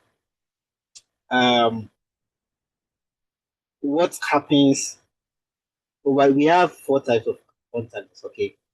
But we are going to talk about, we are relating everything to childbirth and the differences. We have the and is it until lateral until something like there are 4. Okay, there are 4. Like I know there are 4 types of fontanelles. Okay, but we are going to talk about the anterior and posterior fontanelles over here, so that we can look at the differences, right? And how, yeah, so I think we have anterolateral, we have posterolateral, right? So you have this ones and lateral attached to it, and this one too, lateral attached to it. I think another name for them is sphenoidal and mastoid fontanelles. But our main major concern will be the anterior and posterior fontanelle, just like so. So you are saying they are non-ossified. Non-ossified means that they have not fully matured into a hard bone. Okay, ossification is hardening of a bone. Okay, where you have bone cells being deposited and growing for a long time to become hard. So non-ossified, it means they are soft spots. Okay, non-ossified membranes between skull bones. That is what we call fontanelles, and they are present at birth. The major ones, like I said, are the anterior and the posterior, but we have some 2 others like the sphenoidal and the mastoid, just like you. When you are assessing these fontanelles, we are saying naturally fontanelles should be flat, okay? And sometimes you should see a slight pulsation in the anterior fontanelle, which is normal. You see it, pulsating. It is a normal finding. So don't be tricked, okay? Don't be tricked. If let's say they're asking you of increase intracranial pressure, signs of increase in intracranial pressure, or maybe cerebral edema happening to a child, or meningitis, and they ask you what are some of the signs you could see that patient is having cerebral edema or meningitis, and they are like, you see pulsations in the anterior fontanelle, it's normal. So don't be tricked. Then when they cry, when they lie down, when they cough, you will see a temporal bulging. It is not a sustained and it's not an increasing one. When you see sustained and something like increasing, something, an adjective qualifying what the abnormal is, please, that is a cause for concern. Okay. But when there is temporal bulging, when crying, coughing, and lying, it's also normal. So let us take note. So these are normal findings. Any question on that one? So let's look at the fusion time when each of them close. I think most of you have seen questions on that, right? When each of them closes. With the first one here on our slide, we are saying the posterior fontanelle closes by 2 months.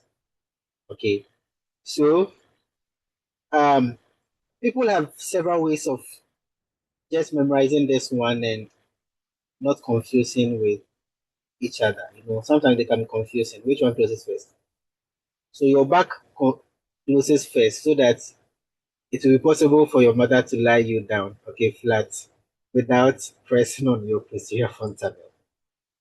Some people have funny ways of keeping this in mind. Okay, so the back one will close first just to conceal you well, to conceal the posterior part of your head before the anterior one takes time to close. So it's between 2 months and 18 months, between the two. So these are the figures you have to remember. But the posterior one closes faster. The back one closes faster. Within 2 months, it should be closed.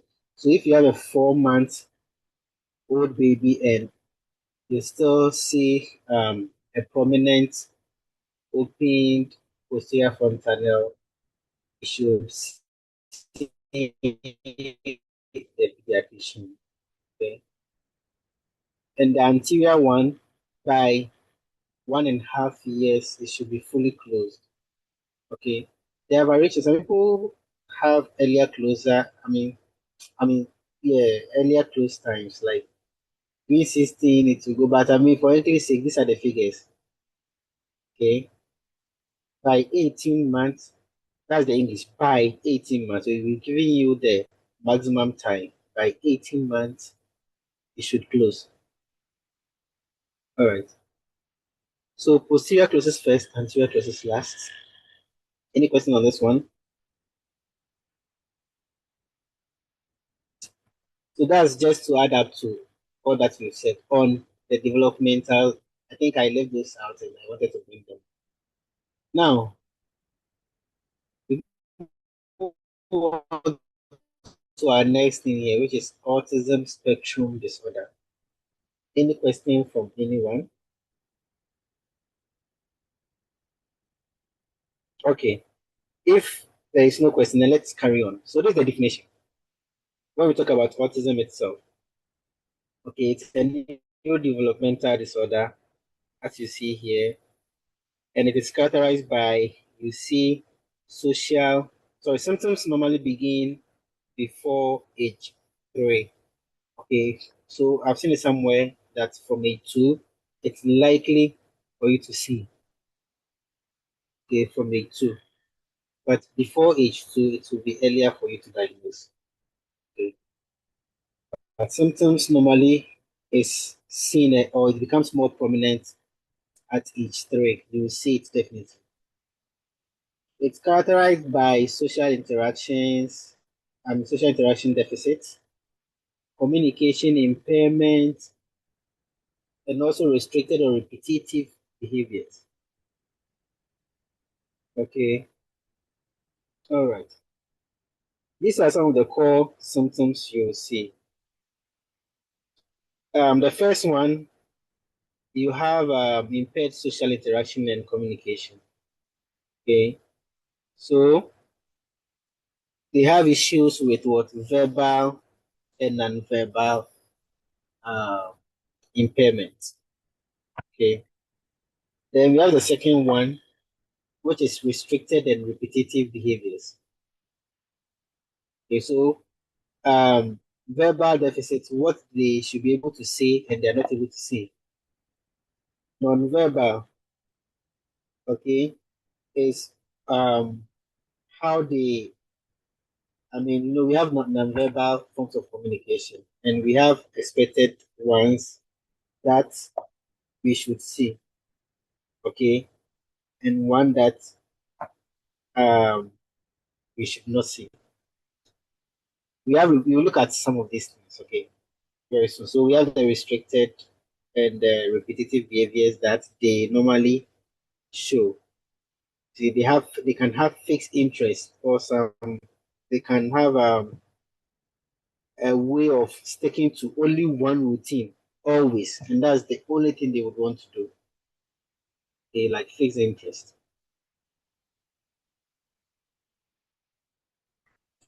Okay.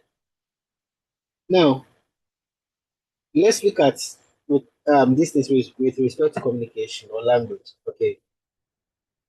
So normal language development at age 2.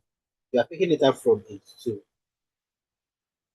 So let's look at expected milestones. At age 2, a healthy year sorry, or healthy 2-year-old should be able to use approximately 300 words, combine 2 or more words, form meaningful phrases, I mean short ones, okay, like one juice, go outside, please, in your local dialect, you can also relate, okay? Uh-huh. And all of that. So that is how it is. And when it comes to autism spectrum disorder communication findings, things that you're likely to see, you have limited vocabulary than normal, okay? And they fail to combine words. Can't even combine 2 words. There is late speech acquisition, and there is lack of communication development in the first 2 years. So in the first 2 years, they will not even communicate at all. Okay. So by the third year, it can be confirmed that yeah, but it's first seen from 2 years. That's why normally they pick it up from that age. Okay. All right. Let me see. Let me see. Okay, so let me also mention this. By um by 12 months, okay, if by 12 months you like, especially with their earlier phase, if by 12 months or around 12 months and they are not babbling, they can't point to objects, and all of that, that could also, I mean, it's not always, but it could also mean a possible red flag. Okay. And if by 16 months they are not saying anything, any single word which is meaningful, okay, any single word which is meaningful, it could also be a sign. And by 24 months, which is 2 years, if I mean, they can't form 2 words, okay, like what you have here on the lower part of your screen. As an example, by 2 years, if they can't say maybe I'm hungry, or like, I mean, in any local dialect, any form of, I mean, anything meaningful, okay, just 2 words.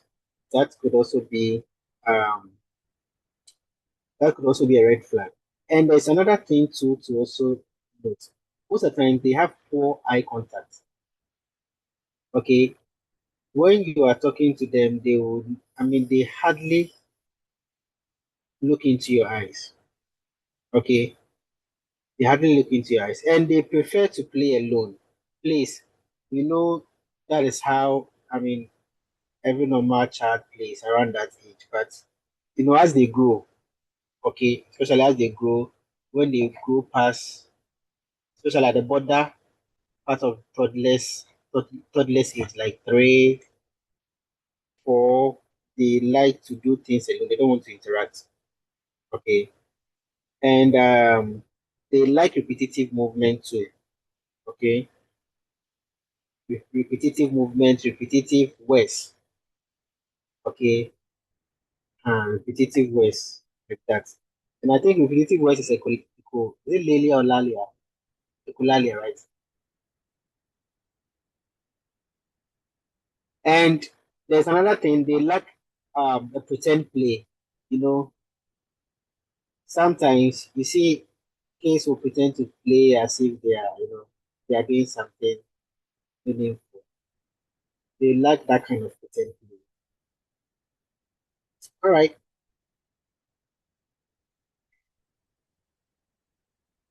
let's carry on to this one. So their play characteristics over here, we are saying children with autism spectrum disorder may prefer one toy only. Okay, so You see, they have like one thing. They are stuck to one thing. Okay. If you give them, let's say, a horse toy, that's the only thing. I mean, when they set or they are fixed to it, that's the only thing they want. They would not want anything. Okay. And they show repetitive play behaviors. So they are stuck to one thing alone. If one thing, or they are excited by one thing, they stick to it alone and nothing else. They repeat same routines, they resist changes in play activities. Okay, so when you even introduce them to a different environment settings involving different games, they are not likely to show up. Okay, because they are glued to one particular routine or a play behavior. So if let's say they are stacking like toys, right? They are stacking toys and you move them to a different environment where let's say you have a toy horse or a toy car, they will not even touch it. They will not even know. They become stuck to the previous thing they were doing. So here we have three R's in the ASD: restricted interests, repetitive behaviors, and reduced social interaction and communication. Any question here?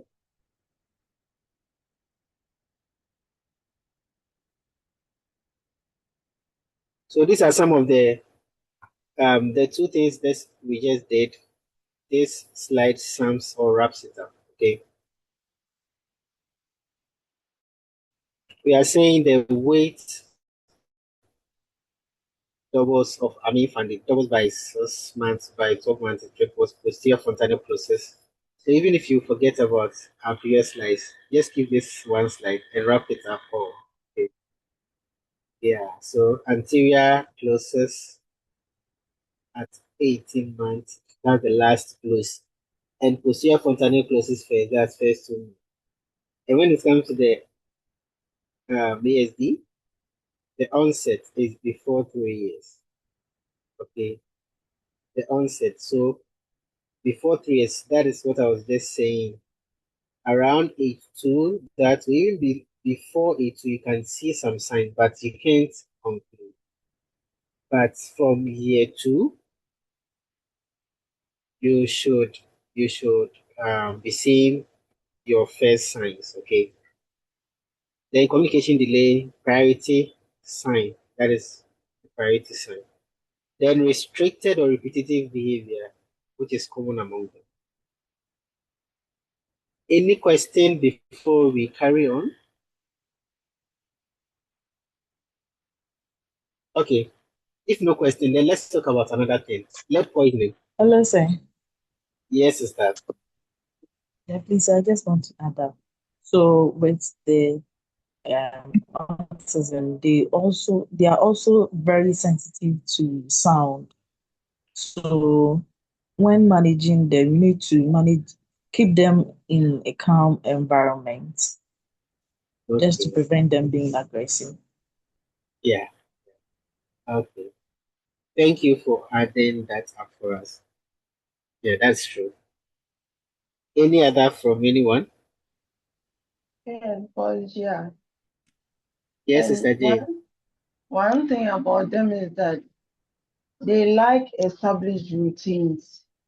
They don't like it when, or they become agitated when you teach them, okay, so for instance, you've admitted them and they know that at this point I'll take my medication, at this point I'm going to bath, at this point, and then all of a sudden you disrupt everything. Now, at the time they know they will be playing, you are bringing in something else. It disrupts them and they can have a meltdown at any time. So when you are dealing with them, especially on the ward, you need to assess them, get an established routine for them. And then that is because when you communicate with them, most of the time they don't understand. So they look at your actions most of the time to cooperate with you. So if you disrupt them, you wouldn't get the best from them. That's also something I wanted to share. Thank you very much for sharing. Thank you. All right. Any other question or addition? Yeah, Okay. I'm adding up again. So with their management, because of their speech delay, you involve the speech therapist in their care. And again, they are at times unable to perform activities for themselves. So you also involve the occupational therapist, help them with their daily activity.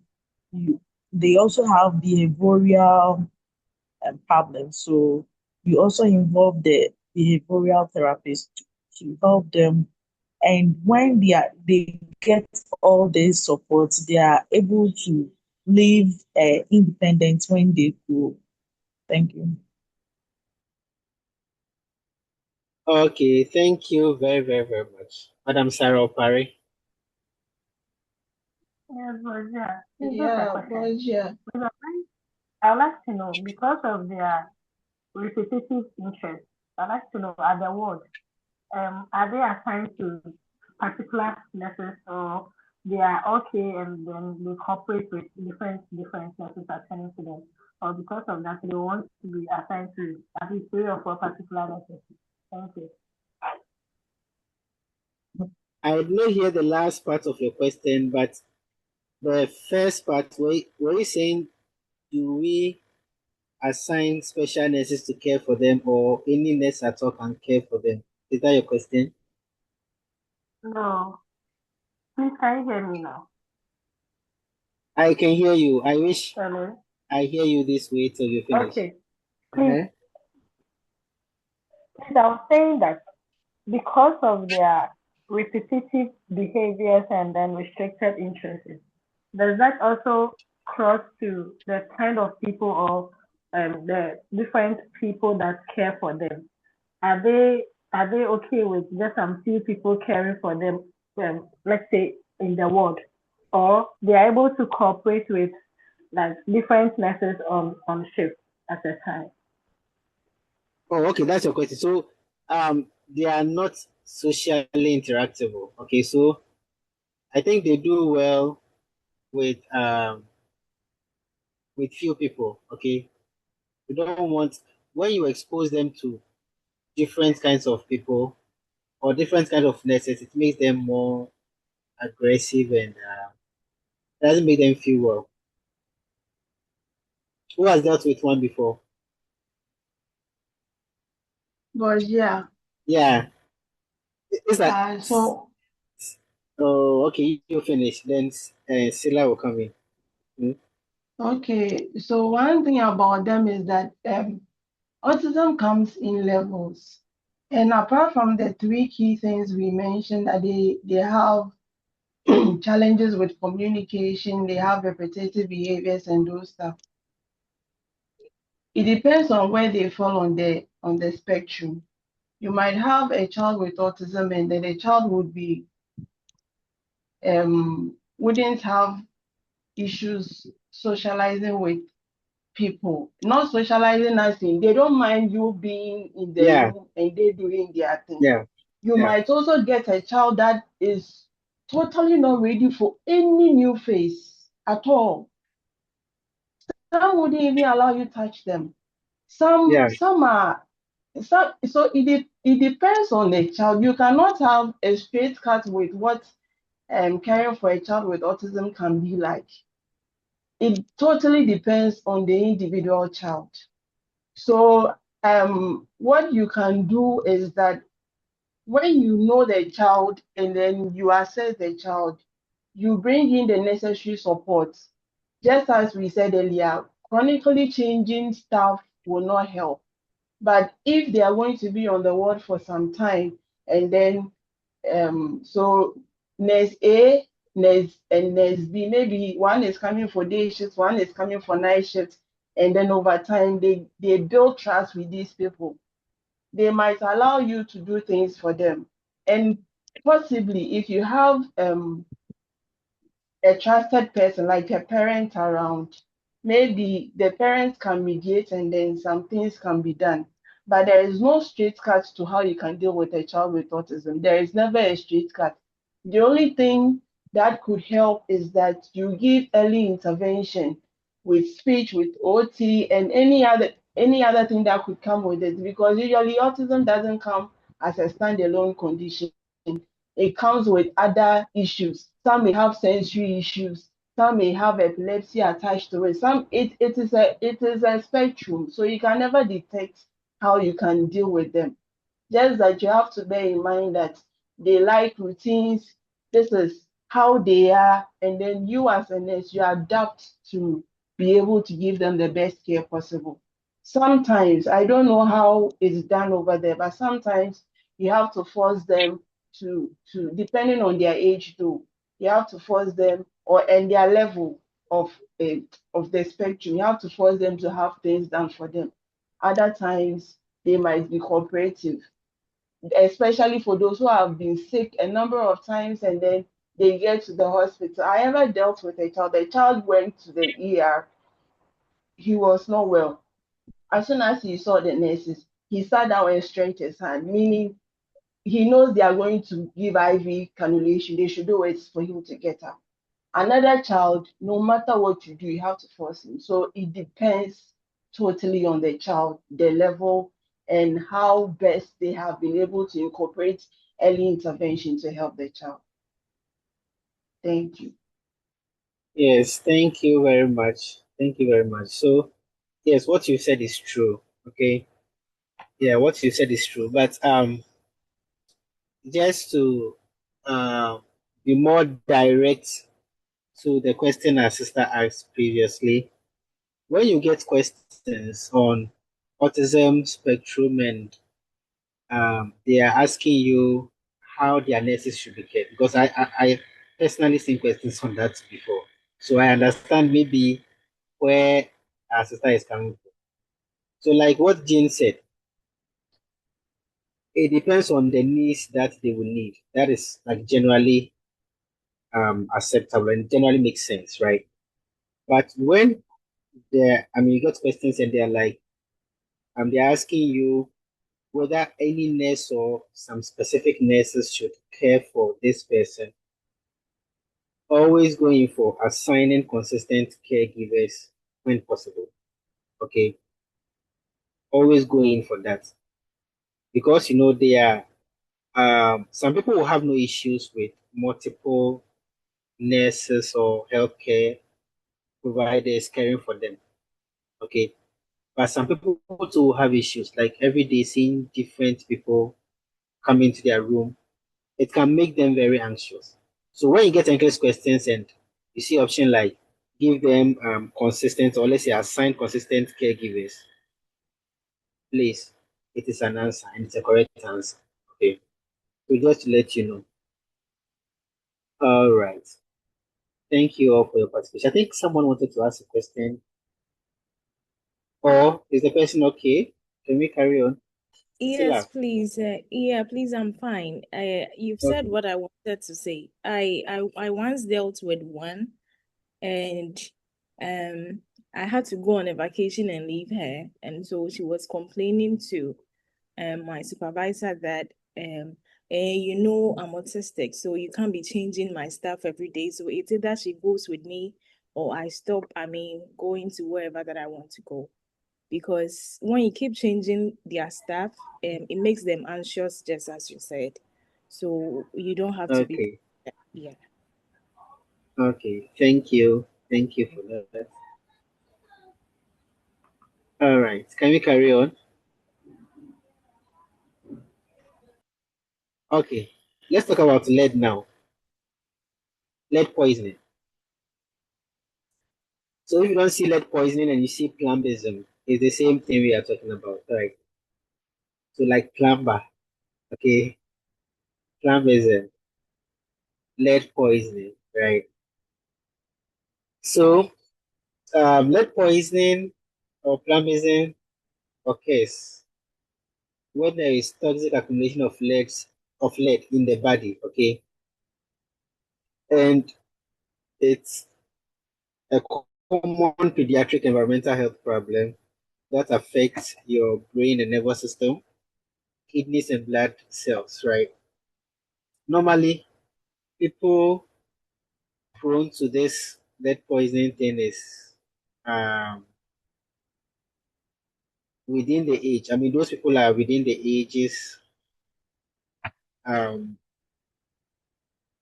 below 6. Okay, as you can see here, they are mostly below 6 years, but they have the greatest or the highest risk factors. Okay, or I mean, they are being predisposed more to this lead poisoning thing. So, common sources for those of you who haven't seen lead poisoning questions before, keep this date in mind. They always ask, should they ask you? Okay, they always ask. So keep this date in mind. Try, as some of us were doing in social studies when we were in GHS and all of that. I mean, GSS, right? Okay, so keep that in mind. 1978. So it's assumed that all houses built before 19, in the US, they are very, very old houses, many of them around. Okay, even though we have many more new houses too, but there are several old houses too around. So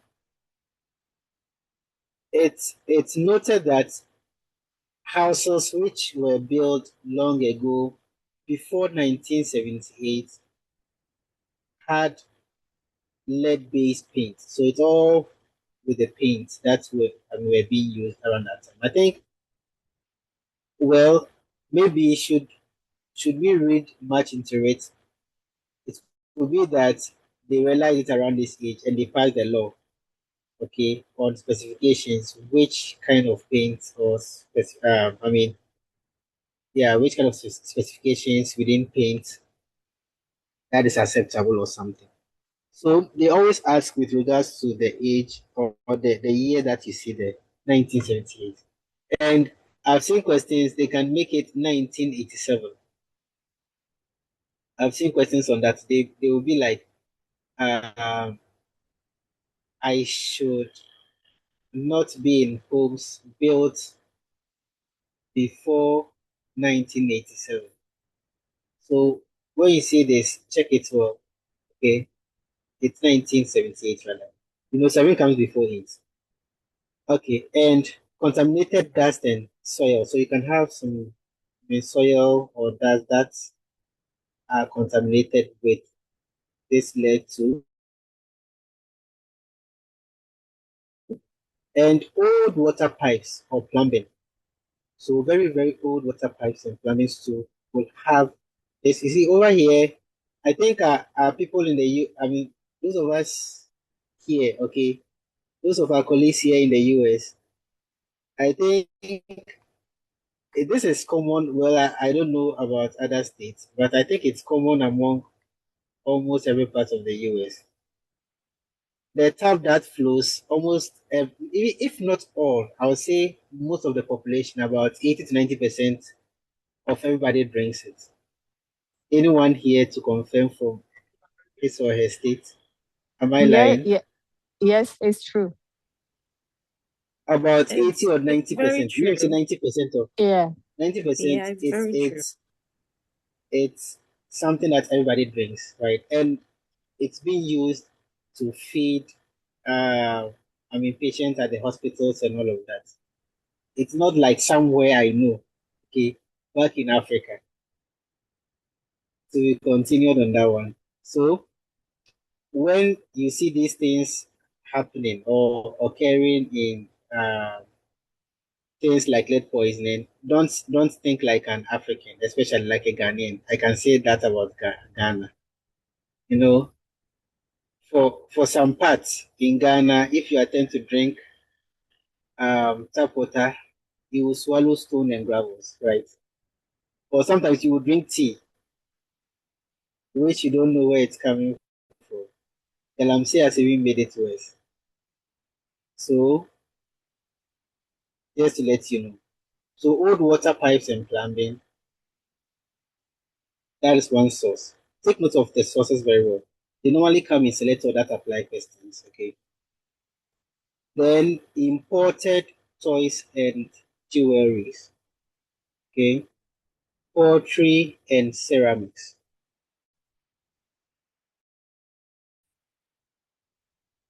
Some batteries contain lead. Then folk remedies or cosmetics. So some of remedies and cosmetics also contain some lead in it. And some of them they get lead because of what? Parental occupational exposure. Where their parents work, the parents is exposed, the mother or father is exposed to lead. And you know, when you are adults, it's difficult for some things to overcome you, your immune system. But for the child, you are likely to transfer. Okay. So these are some of the common sources of lead poisoning.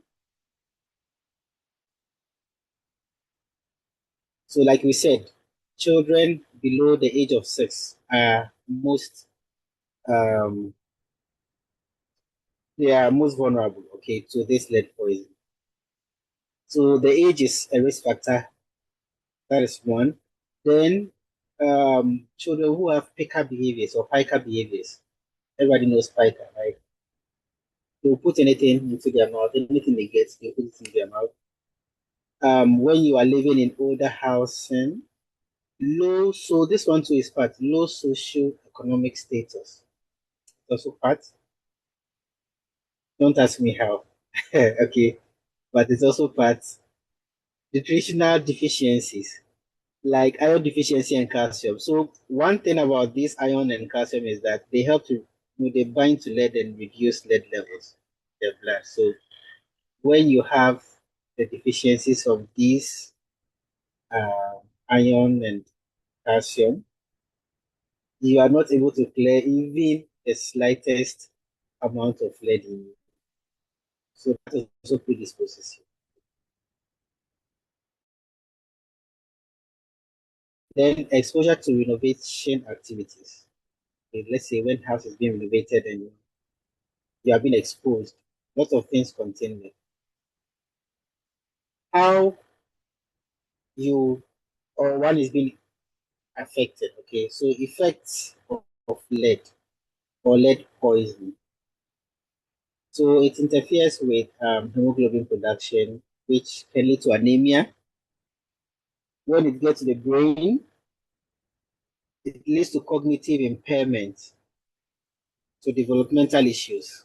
Okay, the blood will pick it up first. Then, when the blood picks it up, within the blood itself, anemia will be seen.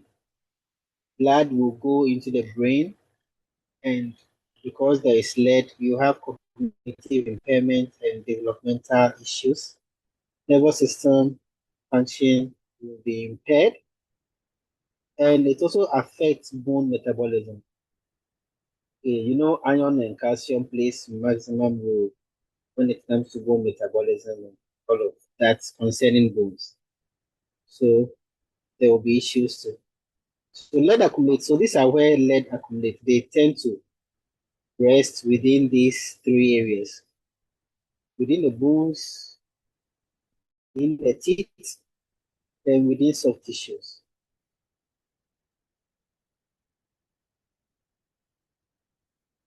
Any question on that? Okay, let's carry on. So these are what you will see. You will see symptoms like irritability, fatigue, poor appetite, abdominal pain, constipation, headache. These are mild symptoms. Severe symptoms: vomiting, ataxia, seizures, encephalopathy, coma, and developmental issues. You see learning difficulties, delayed growth. It can even decrease the child's IQ. Okay, intelligence quotient can be reduced. Behavioral problems can occur. Hyperactivity, hearing impairment, they are all part of what will be seen when you have lead poison in a child. This is how you will diagnose it. We have blood levels, okay? We have blood levels of lead, and the normal one should be less than 3.5. So when you have 3.5 going, it means it's elevated enough, okay, to cause those issues we spoke about, right? So that's Center for Disease Control reference level when you take blood sample. Right. So additional tests that can be done is CBC to find out if there is anemia, iron studies to see if iron is affected. Abdominal X-rays can also show whether you have accumulation of lead particles. So they are tiny, you will not see them, but when they get into the body, so they will accumulate like gold dust, okay, something like that. But it will show. Okay, it will show. How you manage it, you remove the first thing is you remove the source of the exposure. Okay, so you remove it. Then nutritional support. Remember, because it binds with iron and calcium, you have to increase iron and calcium absorption. There was a lot of rumor that he did this, he did that. Is Harriet talking to us? Okay. Harriet. Okay, let's carry on. So the next thing to talk about is we also have something we call the, how do you pronounce this word? Is it gelatin or gelatin?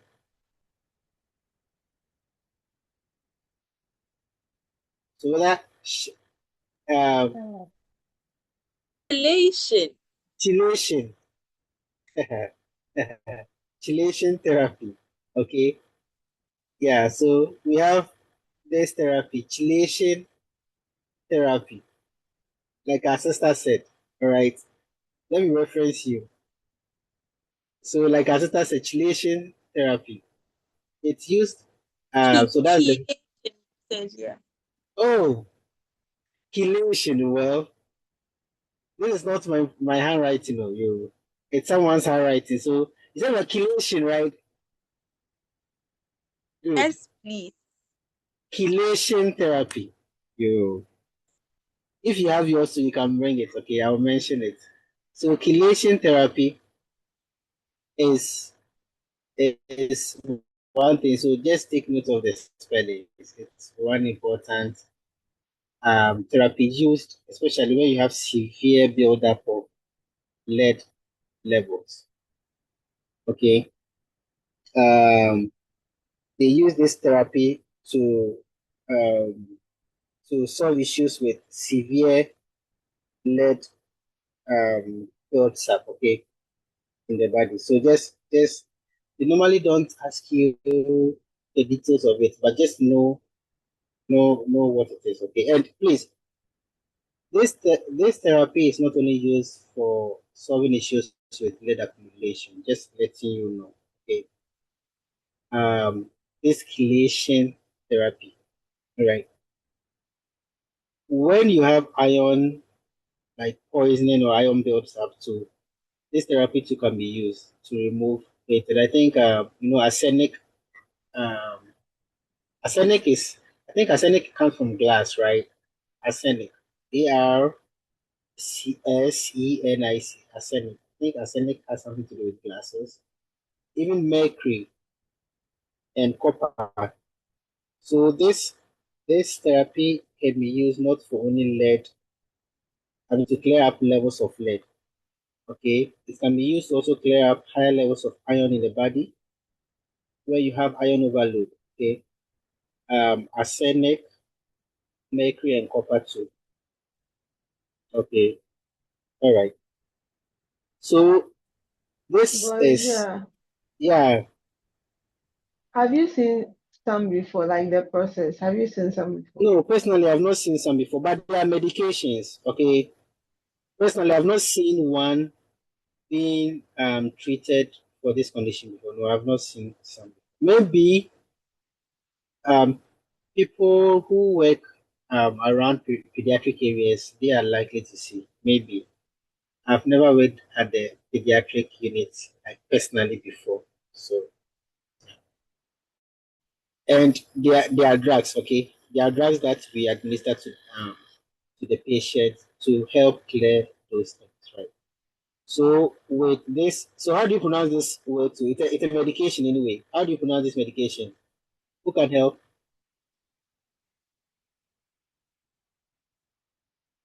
Yeah. No one wants to own up again. Eh? Susaima. Susaima. Yes. Oh, okay. I want to hear it from my other sister who helped with the relation therapy. How do you pronounce this one too? Are you here?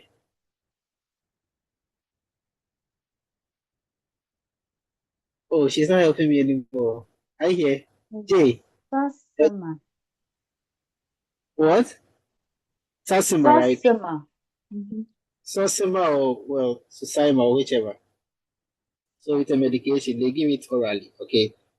And no, most of the times when you have mild to moderate poisoning, you can give this one.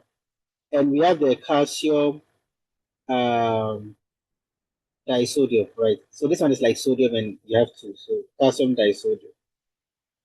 So this one is used for severe forms of what? Lead poisoning. Okay. Severe forms.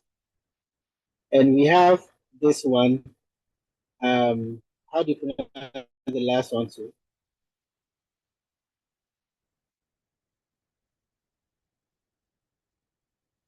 Okay.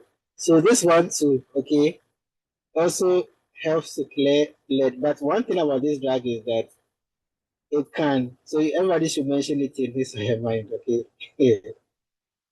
Okay, so it can also help to clear mercury and arsenic too, not even only lead with the last drug. So they are like drugs that you give, okay? Yes. So you give to um people who need the treatment. Any other thing? Bosgia. Yes, sister. It's dimacapro. Dimacapro, okay. Or dimacapro, good. Yeah. Sister Chrissy, I like the pronunciations. And the other one is Saxima. Saxima, okay. So Saxima dimacapro, okay. So this and the first and second mostly for lead. The dimacapro, okay. I'm pronouncing it well. That one too is used for lead and it helps in mercury and arsenic poisoning too. So just to let you know. What else am I not mentioning? So this thing, just note that it helps to prevent. So like it helps to remove the lead builds up in the blood. But if the lead has already caused a damage, they don't reverse the damage. Okay, they don't reverse the damage. So kindly take